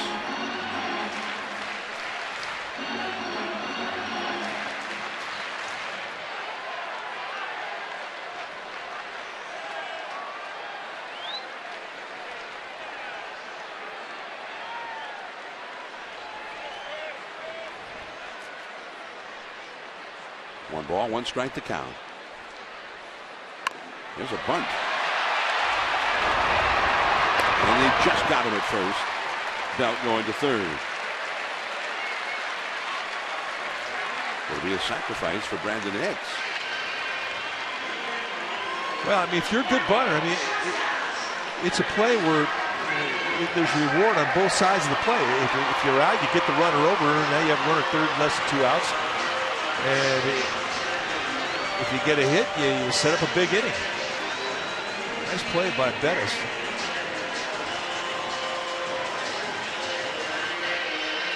The Rockies bring the infield in. The Giants again have a runner at third with less than 2 down.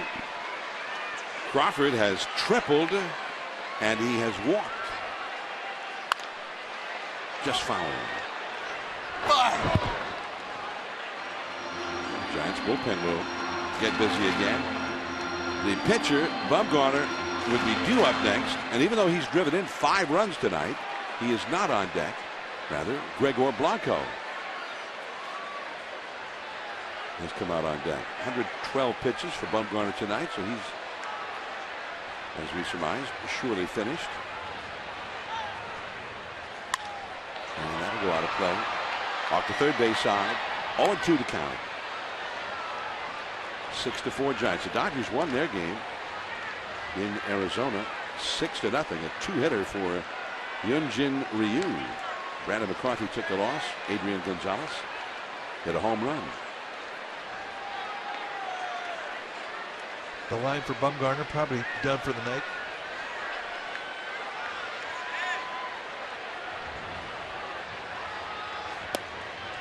One and 2.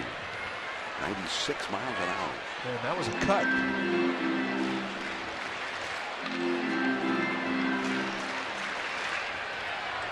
Bettis pitching for the strikeout. You're going to see what he's got or what he thinks his best stuff is to get that swing and miss.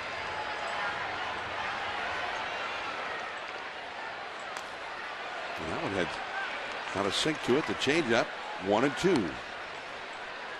Changeup or splitter or whatever it was. Well, I mean, it's essentially the same thing. He grips it with a split, but it is his off-speed pitch, his changeup, and he threw it to a great spot in a 1-2 count. Brandon Crawford did well to fight that thing off. That was a good pitch. There's Belt at third with Flannery right alongside.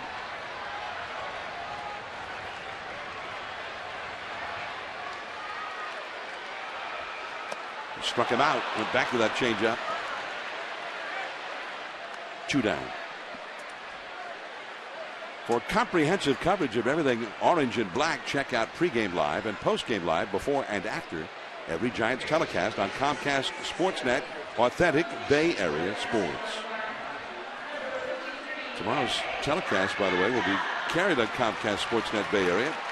A 12:30 TV time with the first pitch scheduled at 1:05. The Giants and the Rockies tomorrow in the sunshine here from AT&T Park.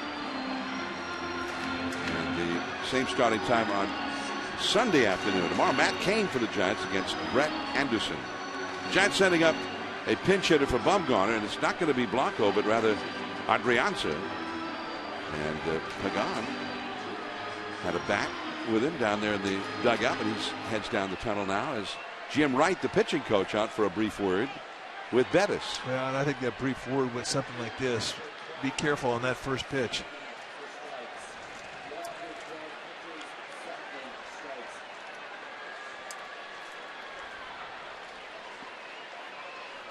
Adrianza, switch hitter, batting left-handed. 2 down. The infield back, normal depth. And the fastball again with, as you mentioned, a little cut to it. Down and in. 1 ball, no strikes. So the guy with a grand slam and 5 runs batted in is the guy being pinch hit for right here. It ain't right, John. It just ain't right. 2-0. Juan Perez, a right-handed hitter, is on deck. It was quite a night for Bumgarner with the bat. He almost hit a home run his first time up, got a sacrifice fly. He practically pinned Cargo up against the left field wall with that one, and then he drove one way up into the bleachers with the bases loaded in the 4th. There's a strike. 2-1. Bit of a gift right there. Sagna is a guy that looks for strikes, especially when the pitchers are behind the count. I think a lot of umpires are like that. I think if I was an umpire, I'd be like that. Nobody likes to see walks. 3-1. That one bounced in there.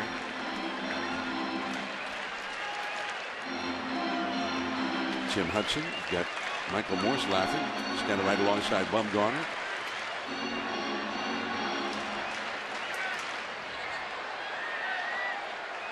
It's almost like Hudson in spring training issued a challenge to Bumgarner as a hitter.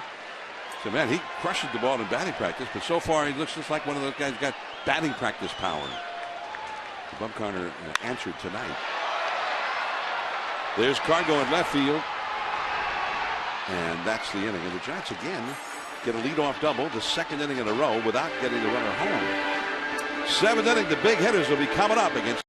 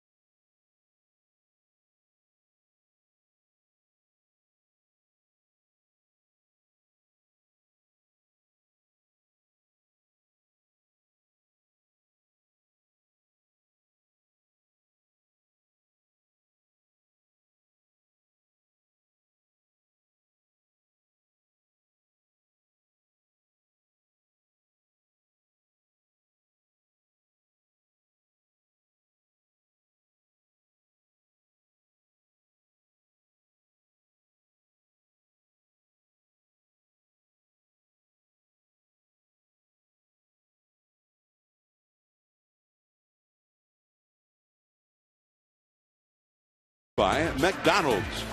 Download the McD app on your smartphone for great deals on the food you love at participating McDonald's. The famous view from Fort Cronkite looking in at the city by the bay through the Golden Gate Bridge. The Giants leading 6-4 as we go to the seventh, and there is J.C. Juan Carlos Gutierrez on to pitch for the Giants. They've been calling him Juan Gutierrez in the press box and on the public address system.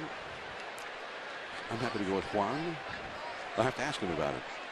Well, he's off to a great start. I mean, 7 strikeouts and 5 1/3 with allowing just 6 base runners. I mean, those are good numbers.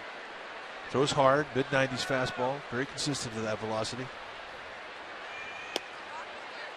95 miles an hour, a little bit off the outside. We were talking about it last night. It kind of reminds you of Guillermo Mota. You could wake Guillermo Mota up at 3 in the morning on January 1st, go out there in the backyard, he'll throw 95. And I think Gutierrez is the same way. Slider, curveball, good curveball. He uses that a lot. But right now, he needs to find that strike zone.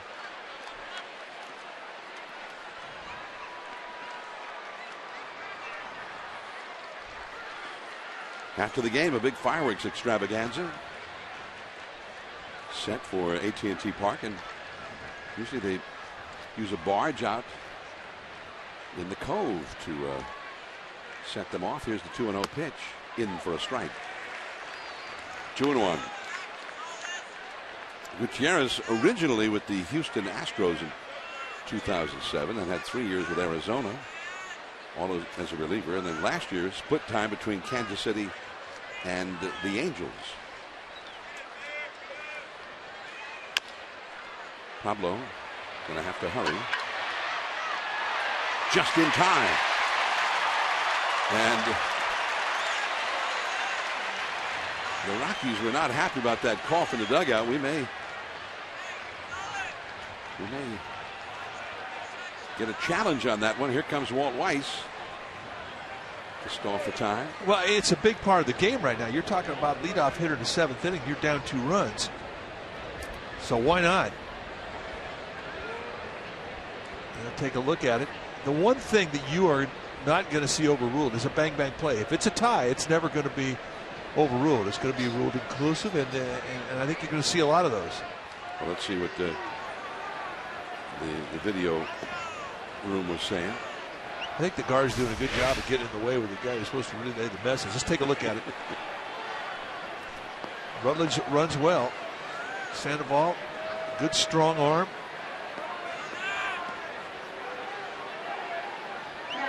They got him. That will not be overruled. And they're not even going to challenge it.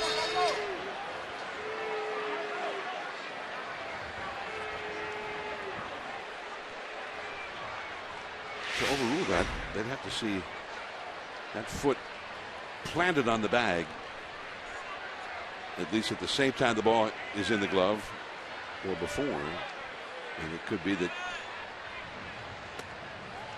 maybe his spike was touching the bag, but at the time that ball was in the glove, it looked like the foot might have been just a little bit above the bag. Nice call by Marvin Hudson, first base umpire. But that had to be the report from the video guy in the Colorado clubhouse to the dugout. Was no, you could not say that he had to be called safe. And there it is. And the sign, thumbs down. Don't argue. Don't use up your review. Very sophisticated relay system to give that manager a sign as to whether it's good or bad. So Carlos Gonzalez into left center. Look out, guys. And it's Perez, who's about 1.5 feet shorter than Morse, and he made the catch. Well, there were 2 other challenges tonight, and 69 total replay reviews, and 26 of those 69 confirmed the original call. Only 22, less than a third, have been overturned. 20 of them were basically inconclusive, so the call stands. And the one was just about what the count was to the hitter. I didn't know they could do that. And that's good. I like it. So every once in a while, an umpire loses track of the count. The scoreboard loses track, whatever. And in this particular case, in a game this week, they talked to the umpire in New York. They set up all the pitches in the at-bat, and he gave the proper count. Kadire with 2 down and nobody on. Pablo's going to have to hurry on this one. And he got it. Nice play. Great inning for Gutierrez against some of the Rockies' best hitters. 7-inning stretch time, the top of the order coming up.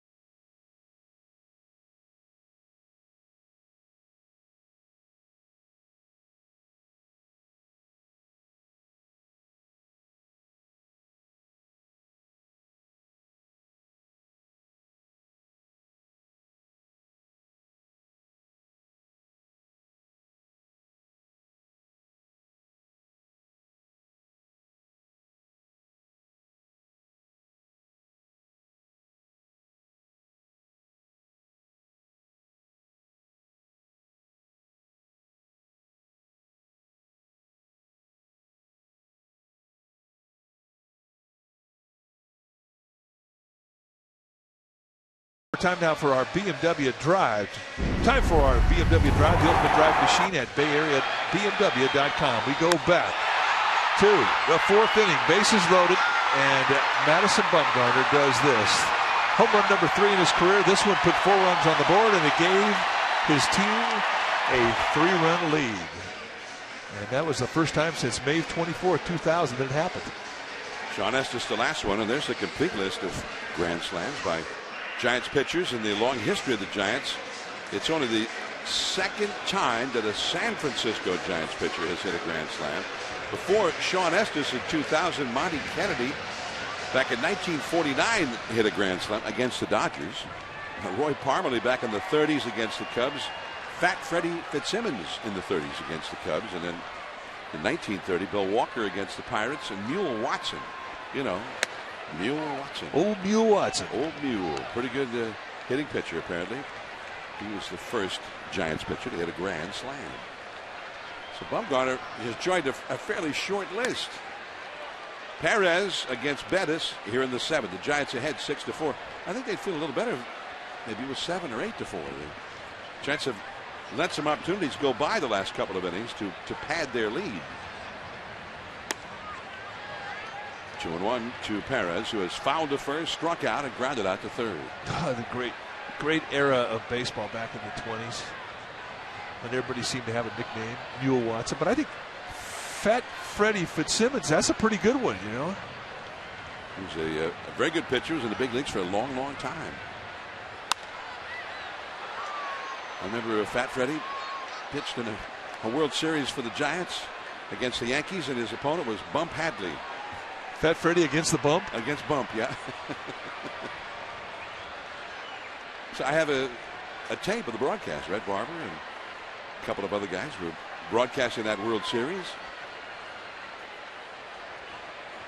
And there was some pretty good names played. Babe Ruth, Lou Gehrig, and Mel Ott, Hall of Famer for the Giants, hit a home run in the game on the tape. But a grand slam hit by Madison Bumgarner tonight.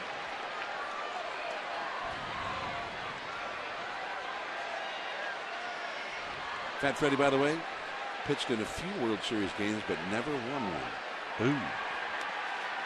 And it's 3-2. 0-3 was his World Series record for the Giants.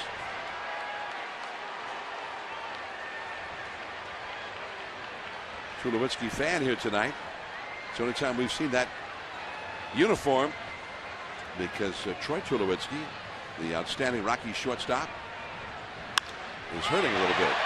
Left center field. Stubbs on the run. Catches up to it. A lot of room to roam out there. And Stubbs is just the guy to do it. That ball was headed toward that spot where the left field wall meets the center field wall. That's 404 feet from home plate. It gives you an idea of just how much range Stubbs has. I mean, he really reminds me of Gary Maddox.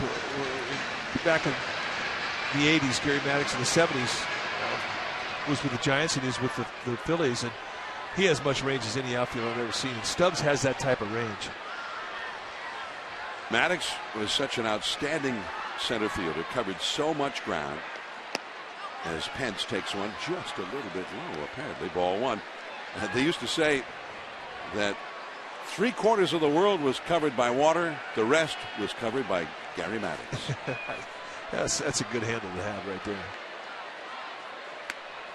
2-0 the count to Hunter Pence. At one time, the Giants had Gary Maddox, Gary Matthews, and Bobby Bonds in the same outfield. And that was one of the fastest outfields of all time.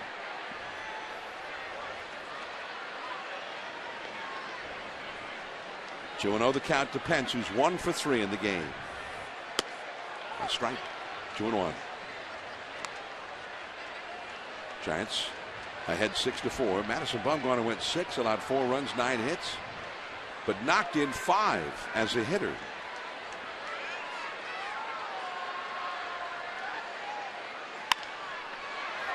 Here's Arenado. Out number 2. 2 down, nobody on. Fans follow every Giants game with MLB.com at bat on your favorite mobile phone or tablet. Get live look-ins, instant replay, scores, stats, audio, free MLB.TV game of the day coverage, and more. Download on the App Store or visit sfgiants.com today. And we're using that all the time on the iPhone or the every iPad. day. Every day. Greatest app ever invented. So here now is Pablo Sandoval. And what's cool is you can be watching a game and you might think, wow, that pitch should have been called a strike. Well, you can call up the part of the app that will show the pitch FX from the ballparks.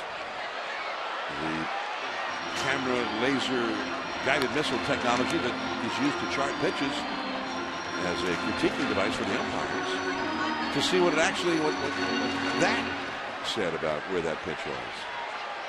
This guy wants to hit.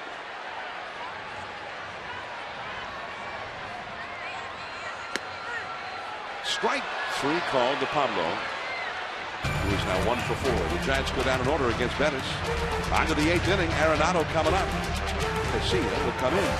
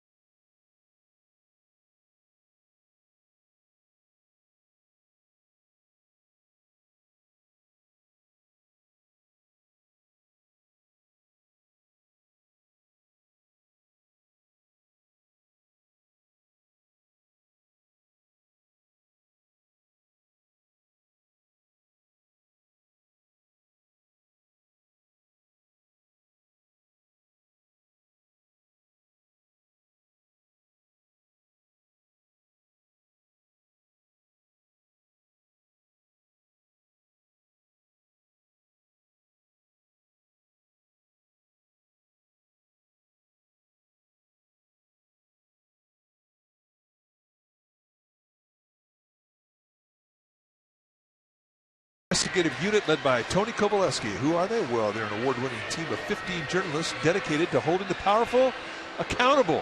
The investigative unit on NBC Bay Area. We investigate.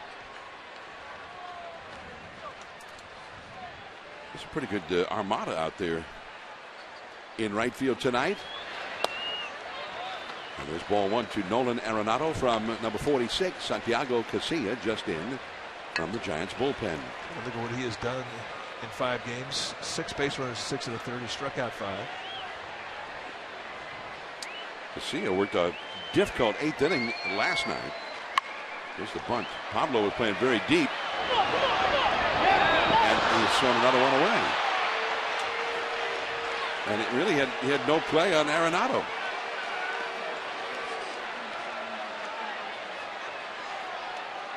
And Pablo's talking to himself out there right now. Well, he knows better. I mean, really, when you have a guy who has pretty decent speed and you're playing back at normal third base depth and he puts a good bunt on you, you're going to have to take a bite out of it. I mean, he's by the bag, and you cost yourself an error and you put a runner in scoring position for free. And there you see the reaction. He knows the decision was not a good one. Last night, of course, with 2 down in the 8th inning, and a very fast runner, Campana, running, he ended up throwing one away, and it allowed the tying run of the game to score. The Giants ultimately, of course, lost in extra innings. Here is the pinch hitter, Blackman. Who hit well for the Rockies last year. Charlie Blackman. So far this year, he's hitting .471. Well, I think he had the best day in the big league so far this season. He had a 6-for-6 day. Hit leadoff. Was that the Rockies' home opener? I think it was.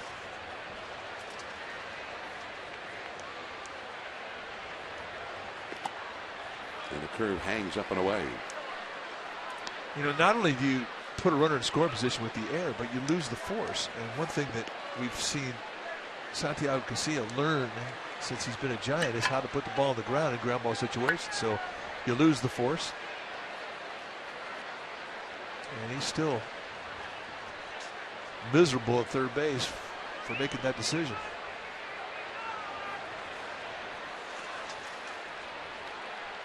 Charlie Blackmon, when he had that 6-hit game last Friday, was the 100th player in history to have a 6-hit game. That's out of play. 1 ball and 2 strikes. Blackmon had 6 hits, including 3 doubles in that game. The last guy to do that was Dick Groat, all the way back in 1960. And Dick Groat with the Pirates team that went to the World Series and won the World Series over the Yankees. He, if I'm not mistaken, won the MVP that year. Hit .325 for the Buccos.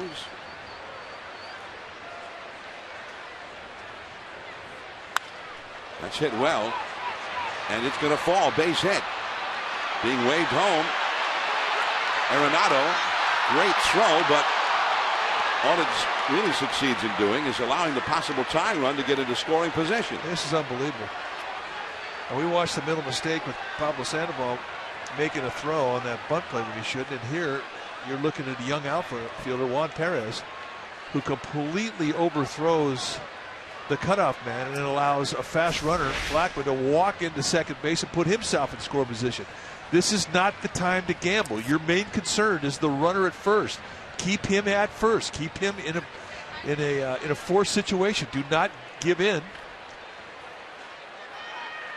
and allow him to go to second base by overthrowing the cutoff. I mean, that's 2 mental mistakes.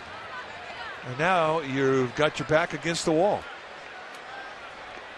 And this game is beginning to take on the feeling of the game we saw last night. That is not a good play. Now it puts Casilla in a strikeout situation here. Jordan Pacheco, who has walked, struck out, and doubled. Coming up, he's had a quick chat with Stu Cole, the third base coach. The Giants know that he might also lay down a bunt. Pablo playing shortened up at third base.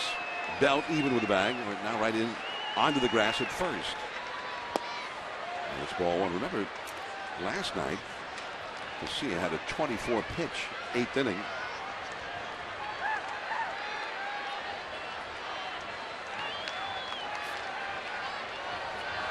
And he has given up a bunt single and then a line drive single for the 2 hitters he's faced here in the 8th inning. 6-5 Giants. And it's 2-0. And this is, it's not really even just last night where all the relievers worked in the same game, but sort of the cumulative effect of the Giants have had most of their games where the starting pitcher has not gone very deep into the game this year. The bullpen has had a heavy load right from the beginning. There's a called strike, and it's 2-1. Casillas in his 6th game already. The Giants playing their 11th game. And you know how Bruce Bochy is going to respond to this. I mean, guarantee the next couple of days they're going to be working on PFPs, and they're going to get right back to the fundamentals. He will not let that slide, and he is not happy right now. 2-1 the count to Pacheco. Back to Casilla. And what a tag by Crawford. He got him. That's the play of the night. A bad throw by Casilla. And Brandon Crawford with a great bit of improv there. Got the out anyway. That is the play of the night. You watch the throw from Casilla. It goes way to the second base side of the bag. Crawford snags it and 360s the tag right back in. And Blackmon is hung out. Oh, what a great play. I mean, that changes everything. I mean, that was almost disaster, and only a heads-up play and just a good instinctive play from Crawford gets the out and takes a runner out of scoring position.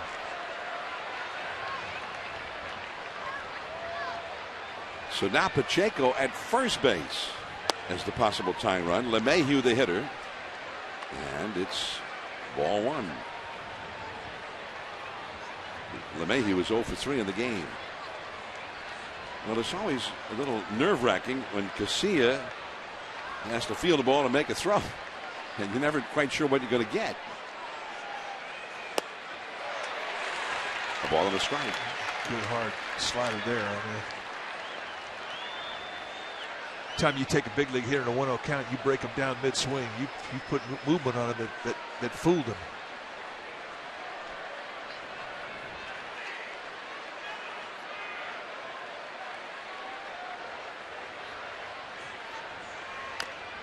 One and two. Nice two-pitch sequence. He cut that fastball on a 1-0 count away, got him to break down, and then he comes back to the inside corner with two-seam movement that falls off the plate in towards the right-handed hitting Pacheco, or LeMahieu rather, and that's just good use of both corners by applying the proper movement to the ball. I mean, this is a rough at bat right now so far. 1 ball, 2 strikes, 1 out, runner at first. Too low. He humped up there at 95. Matt Belisle, a right-hander, warming up in the Colorado bullpen. LeMahieu, the 8th place hitter. There's Belisle, number 34. The pitcher's spot is due up next for Colorado. And Justin Morneau, veteran, longtime American League power hitter, now a Rocky, has come out on deck. Giants bullpen is quiet. 2-2 the count.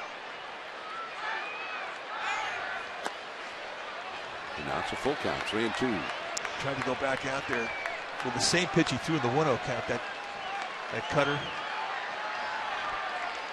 But it turned out to be a pretty easy take for LeMahieu. Now you need to make a pitch here. You cannot walk a runner into scoring position here in a 1-run ball game, so he's got a challenge. He's got to get in that strike zone.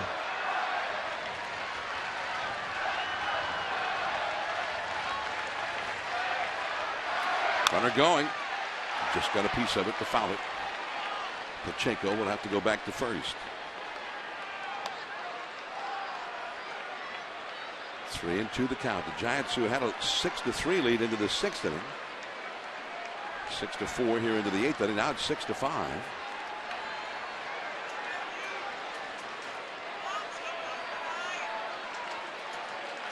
And the Giants bullpen is not really fresh. If Casilla can get through this inning, Romo threw only 8 pitches last night, will be set for the 9th. Although he's had the flu. There goes the runner, and again a foul out of play. Remember, you guys had some great shots on the Comcast telecast last night in the dugout after he finished the 9th inning. And Romo looked like he was in pain, and he was in some kind of abdominal pain, but it was really from the flu-like symptoms, not from any injury or anything that pulled or strained or anything like that. He said he had to actually alter his motion to throw around the discomfort. That's how bad it was. He said he felt fine today, though. He was good to go. Pacheco runs center field. Perez. Pacheco all the way to second. Perez is going to throw back behind him. Dealt there. Hits a double play. And that was a great throw. And the right throw for Juan Perez. The inning is over. The Giants still have that lead.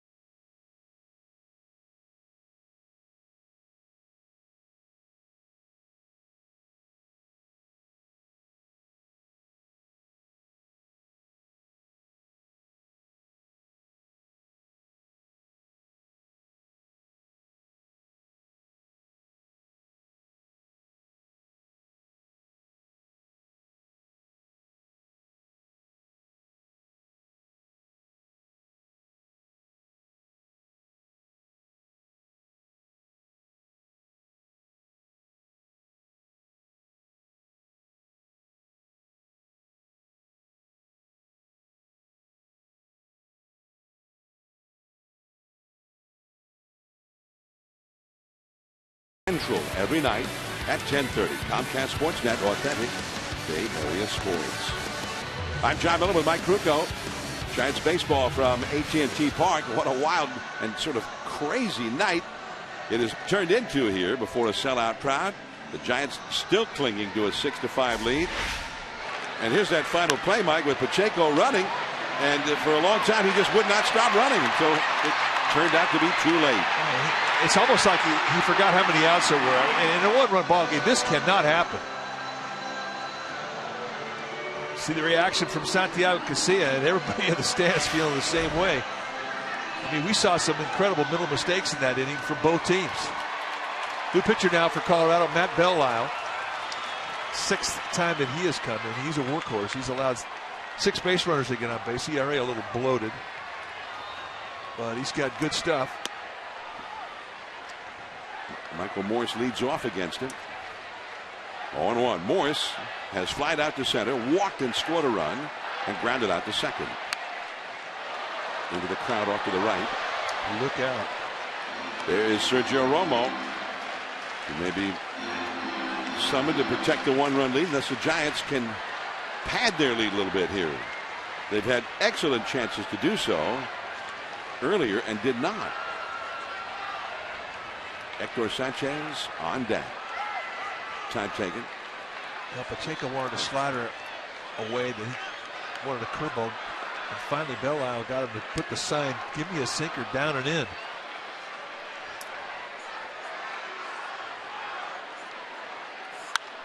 Punched into right field.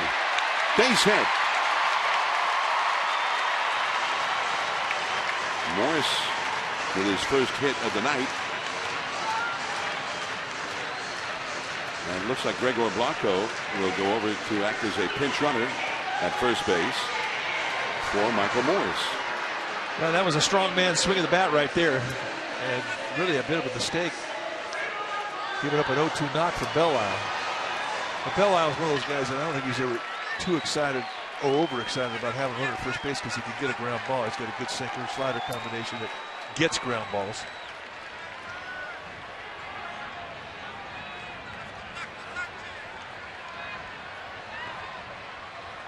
Colorado bullpen is working.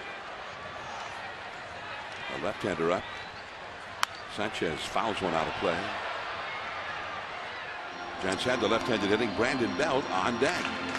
That last move home from Belle, John, was very quick. He's got a slide step, and if you're going to steal a base off Belle, you really have to get a good jump. It's hard to get it off of him because he is very quick to home.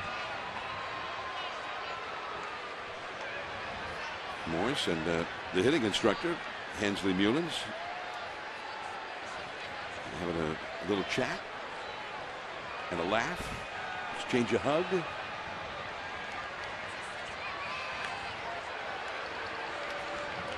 And one thing we definitely found out about Walt Weiss, the skipper of the Rockies, that he will pitch out.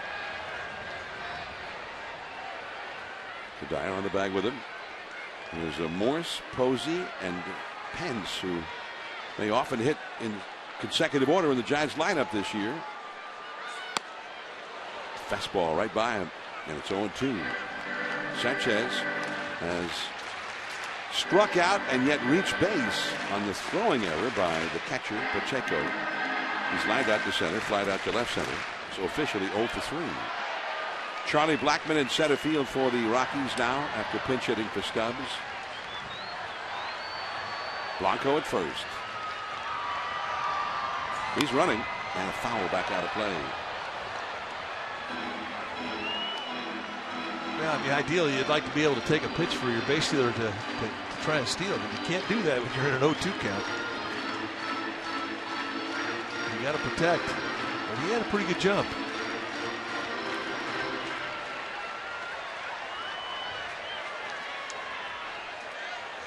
Six to 5. The Giants leading, last of the 8th.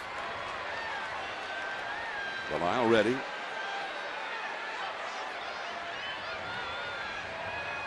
Not running, and he hit Sanchez. Right on to the right wrist. And it hurts. Dave Gressner ready to go out if Sanchez needs him. See if it got some of the knob. Definitely got wood, but it may have pinched a little finger, but I don't think it's anything you have to worry about in regards to a break. And it looks like it cut quite a bit of the knob right there. Walt Weiss walking ever so slowly to the mound. The left-hander, Boone Logan, will be brought in to face the left-handed hitting Brandon Belt. 2 men on, nobody out in the 8th. We'll be back.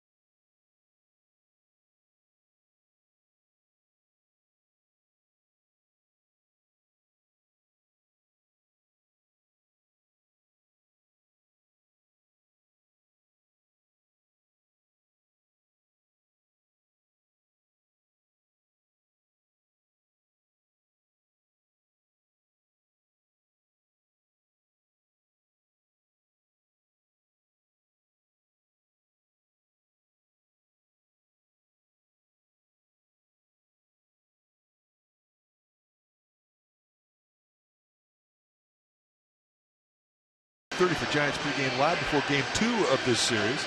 And we'll be back with you on NBC Bay Area and the Giants Television Network next Wednesday night at 7 for the Giants and the Dodgers from right here at AT&T Park. The Giants leading 6-5 over the Rockies. Last of the 8, 2 men on, nobody out. Boone Logan on to face Brandon Belt. 41,707, the paid crowd here at AT&T Park. And here is Logan. Rockies brought in Logan in the offseason. And you see his record last year with the Yankees. Solid season. 50 strikeouts in 39 innings pitched. Got a good fastball. It'll go low to mid-90s. A low three-quarter release, kind of a slurry breaking ball. And there it is, 0-1. That is the slurry breaking ball. Well, he was a situational guy. 61 appearances in 39 innings pitched. He had 50 strikeouts in those 39 innings. Blanco at second. Hector Sanchez at first. Nobody out.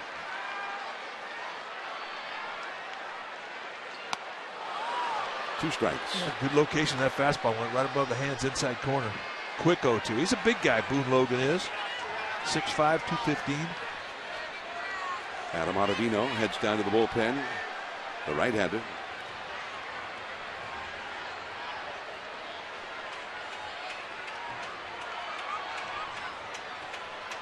Belt tonight, 1 for 3.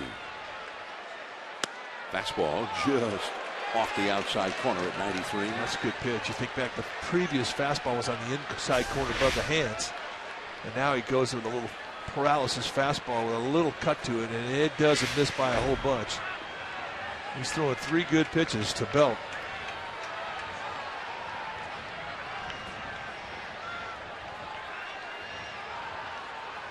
Struck him out. And that's a hat trick for Brandon Belt. 3 strikeouts. Really interesting. Belt has hit all his home runs early this year. 5 homers. He's only walked 1 time. And has now struck out 14 times in 48 official at bats.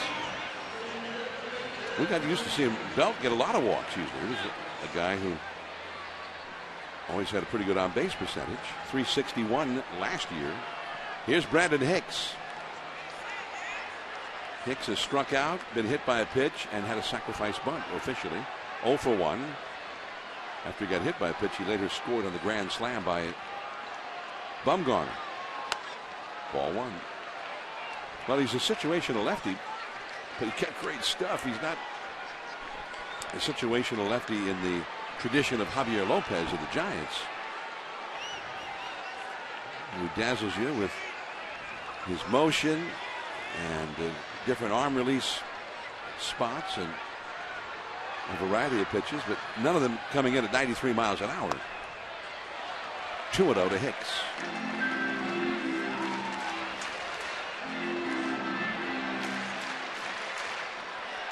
Logan spent the last 4 years with the Yankees in the American League. 61 games last year. He was in 80 games the year before for the Yanks. 2-0 the count to Brandon Hicks. 2 men on, 1 man out. That's in there for a strike. Brandon Crawford, another lefty, is on deck.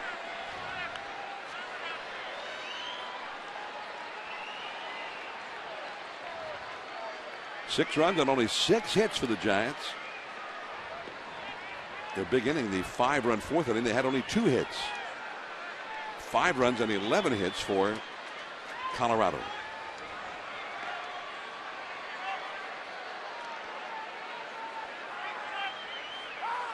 Now finally waiting and waiting and waiting. Timeout granted at home plate. Just as Logan started to throw the pitch. 2-1.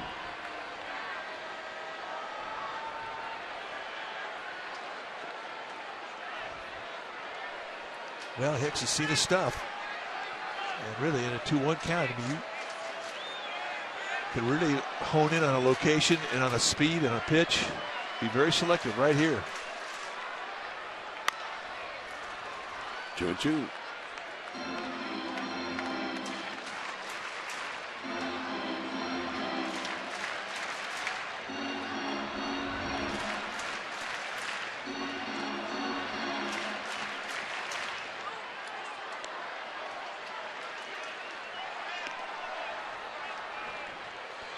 Giants have not scored since the grand slam by Bumgarner in the 4th inning, even though they had leadoff doubles in both the 5th and 6th innings.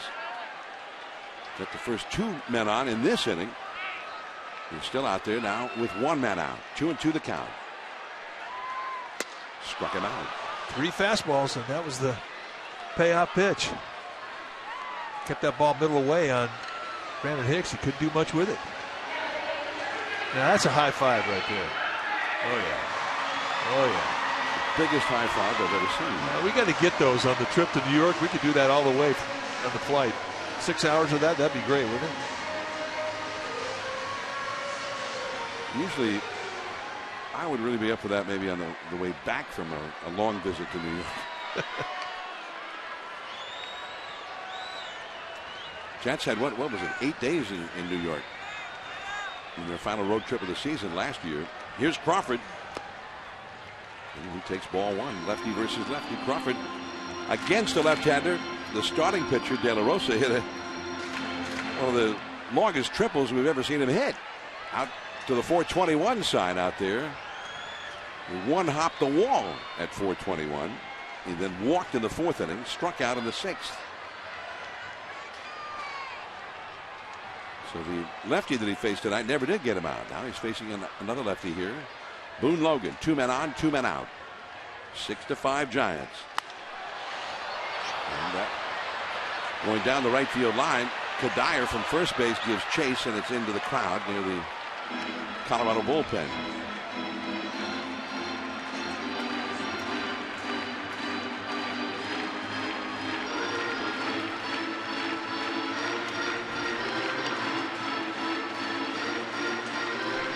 Blanco back to second. Sanchez back to first. Looking good. Real good.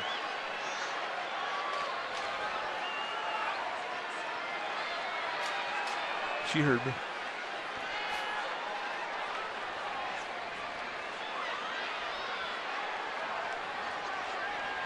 Just a normal Friday night here, a normal Orange Friday night at AT&T Park. Never disappointing, and it's certainly a day to look forward to. It's fun. In there for a called strike. Yeah, that's the first time you've seen a breaking ball from Boone Logan. And when he throws it the first time and he starts it at your leg, it's a little tough to hang in there. The second time you have a better chance at it, but first time, I guess you're just thankful it's the second strike and not the third strike to see it for the first time.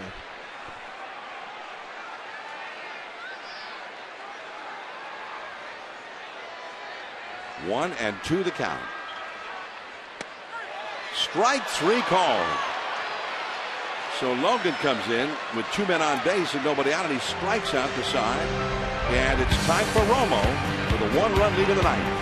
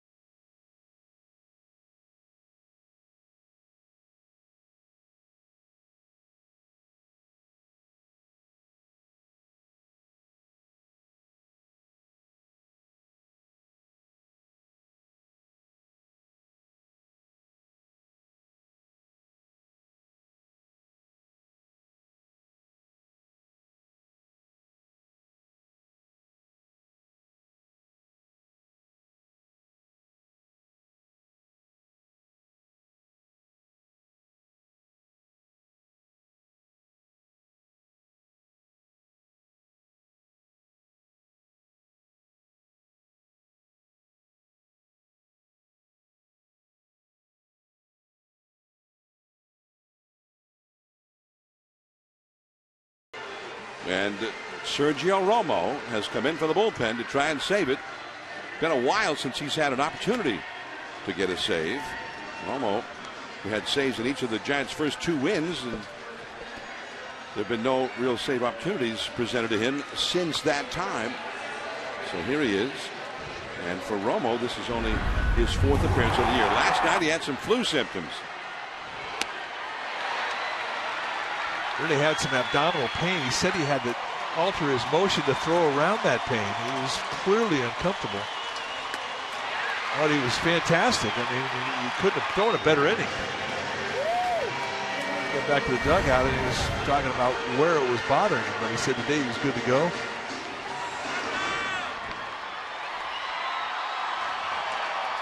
Justin Morneau, former Minnesota Twin, a former American League MVP, is going to lead off against him as a pinch hitter for Boone Logan. 6-5 Giants. Morneau big and strong from British Columbia. And there's the slider for a called strike at the knees. Morneau, last year, you may recall, got traded late in the season to the Pirates. It was part of their stretch run. He's hit as many as 34 homers in a season back in his Twins days. And that changeup runs well off the outside. Joaquin Arias is now in for the Giants at third base, replacing Pablo Sandoval.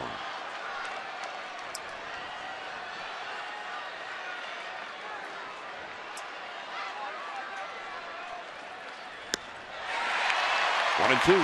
Just peppered that outside corner. Started it off with a backdoor slider. Then he threw movement on a fastball that tailed away from Morneau. Then he comes back in and wraps that slider around that outside corner again. I mean, it's great use of that side of the plate.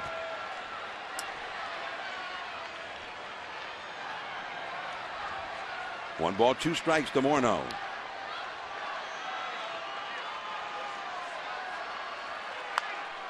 And they foul. Put it right off the very end of the bat. Good changeup. Had Morneau out front. I mean, Romo's a funky at bat, no doubt. I mean, we talk about the no-dot slider. You just don't see the normal rotation on the slider, which is funky in itself. The low three-quarter release. And he cannot possibly throw the ball straight. There's movement on every pitch he throws to you.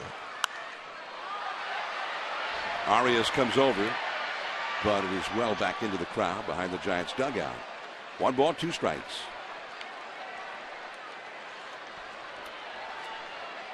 Bumgarner, the starter, went 6. Gutierrez has scored a 7th. Casilla gave up 1 unearned run. And really, considering all the things that happened behind him, he did a great job in the 8th inning.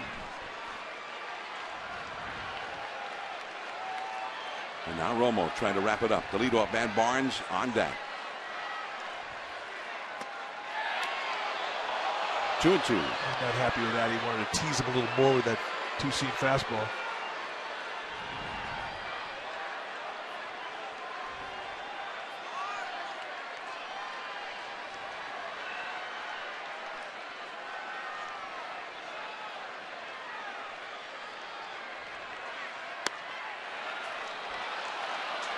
Another 3-2. Another changeup and a good take there. And all of a sudden, Morneau has put himself in the driver's seat.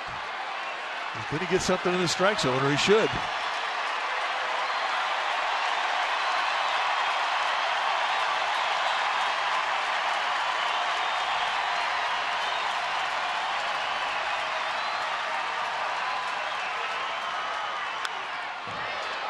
And Morneau stays alive.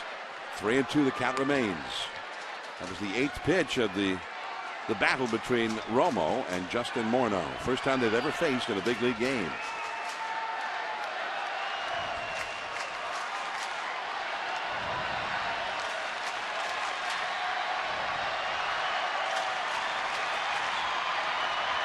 Three and 2, and Romo will try it again. Strike 3 call. Morneau thought he had a walk and argues with Asogna. 1 away. Yeah, I think he's got a pretty good argument. Goes to the 2-seam fastball, and Hector Sanchez is sitting on that outside corner, and he catches that thing off his left shin guard. And I think Morneau thought it was not only outside but low as well. So the Giants catch a break, and that is a huge out. 1 down, and Barnes, the leadoff man, who's had 2 hits and 4 at bats.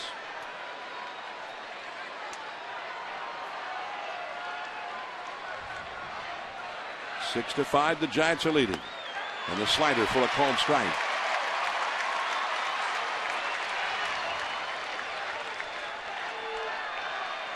So consistently goes to that inside corner with a slider against a right-handed hitter. I don't know anybody who's ever had that type of success with that pitch to that location as Romo has.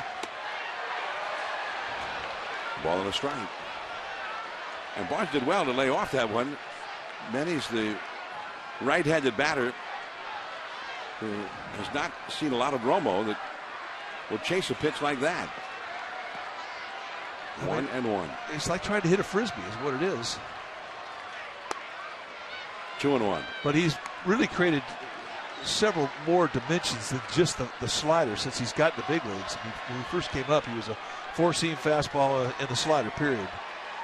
Then he came up with the sinker, then the changeup. And now he uses them.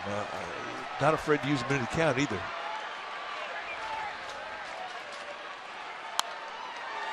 Out of play. 2-2. The Giants with Buster Posey not playing tonight. Neither has Pagan appeared in this game. Both given the day off. They'll be back in there tomorrow afternoon. The 1 o'clock game here. 1 out, nobody on. 2 balls, 2 strikes to Brandon Barnes.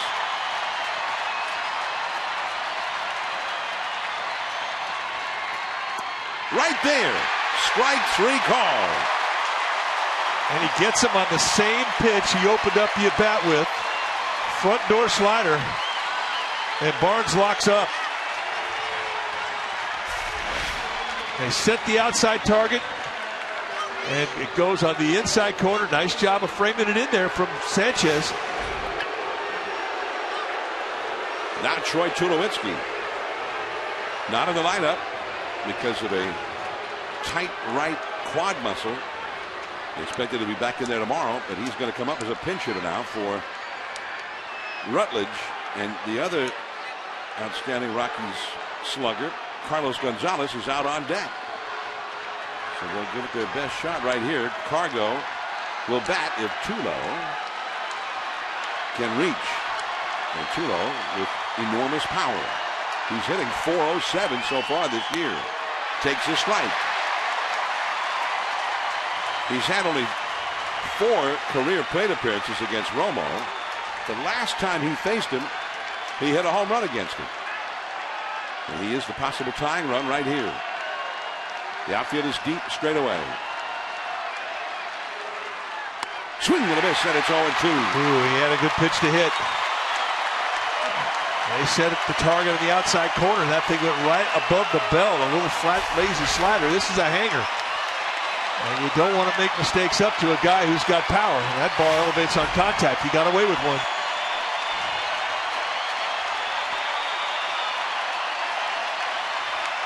Two down, nobody on. 0-2 to Tulowitzki. Sergio Romo. Strike 3 called, and the ball game is over. And Tulowitzki is hot into the face of Esogna. 3 consecutive called third strikes. Every Rockies hitter of the inning called out on strikes to end this game.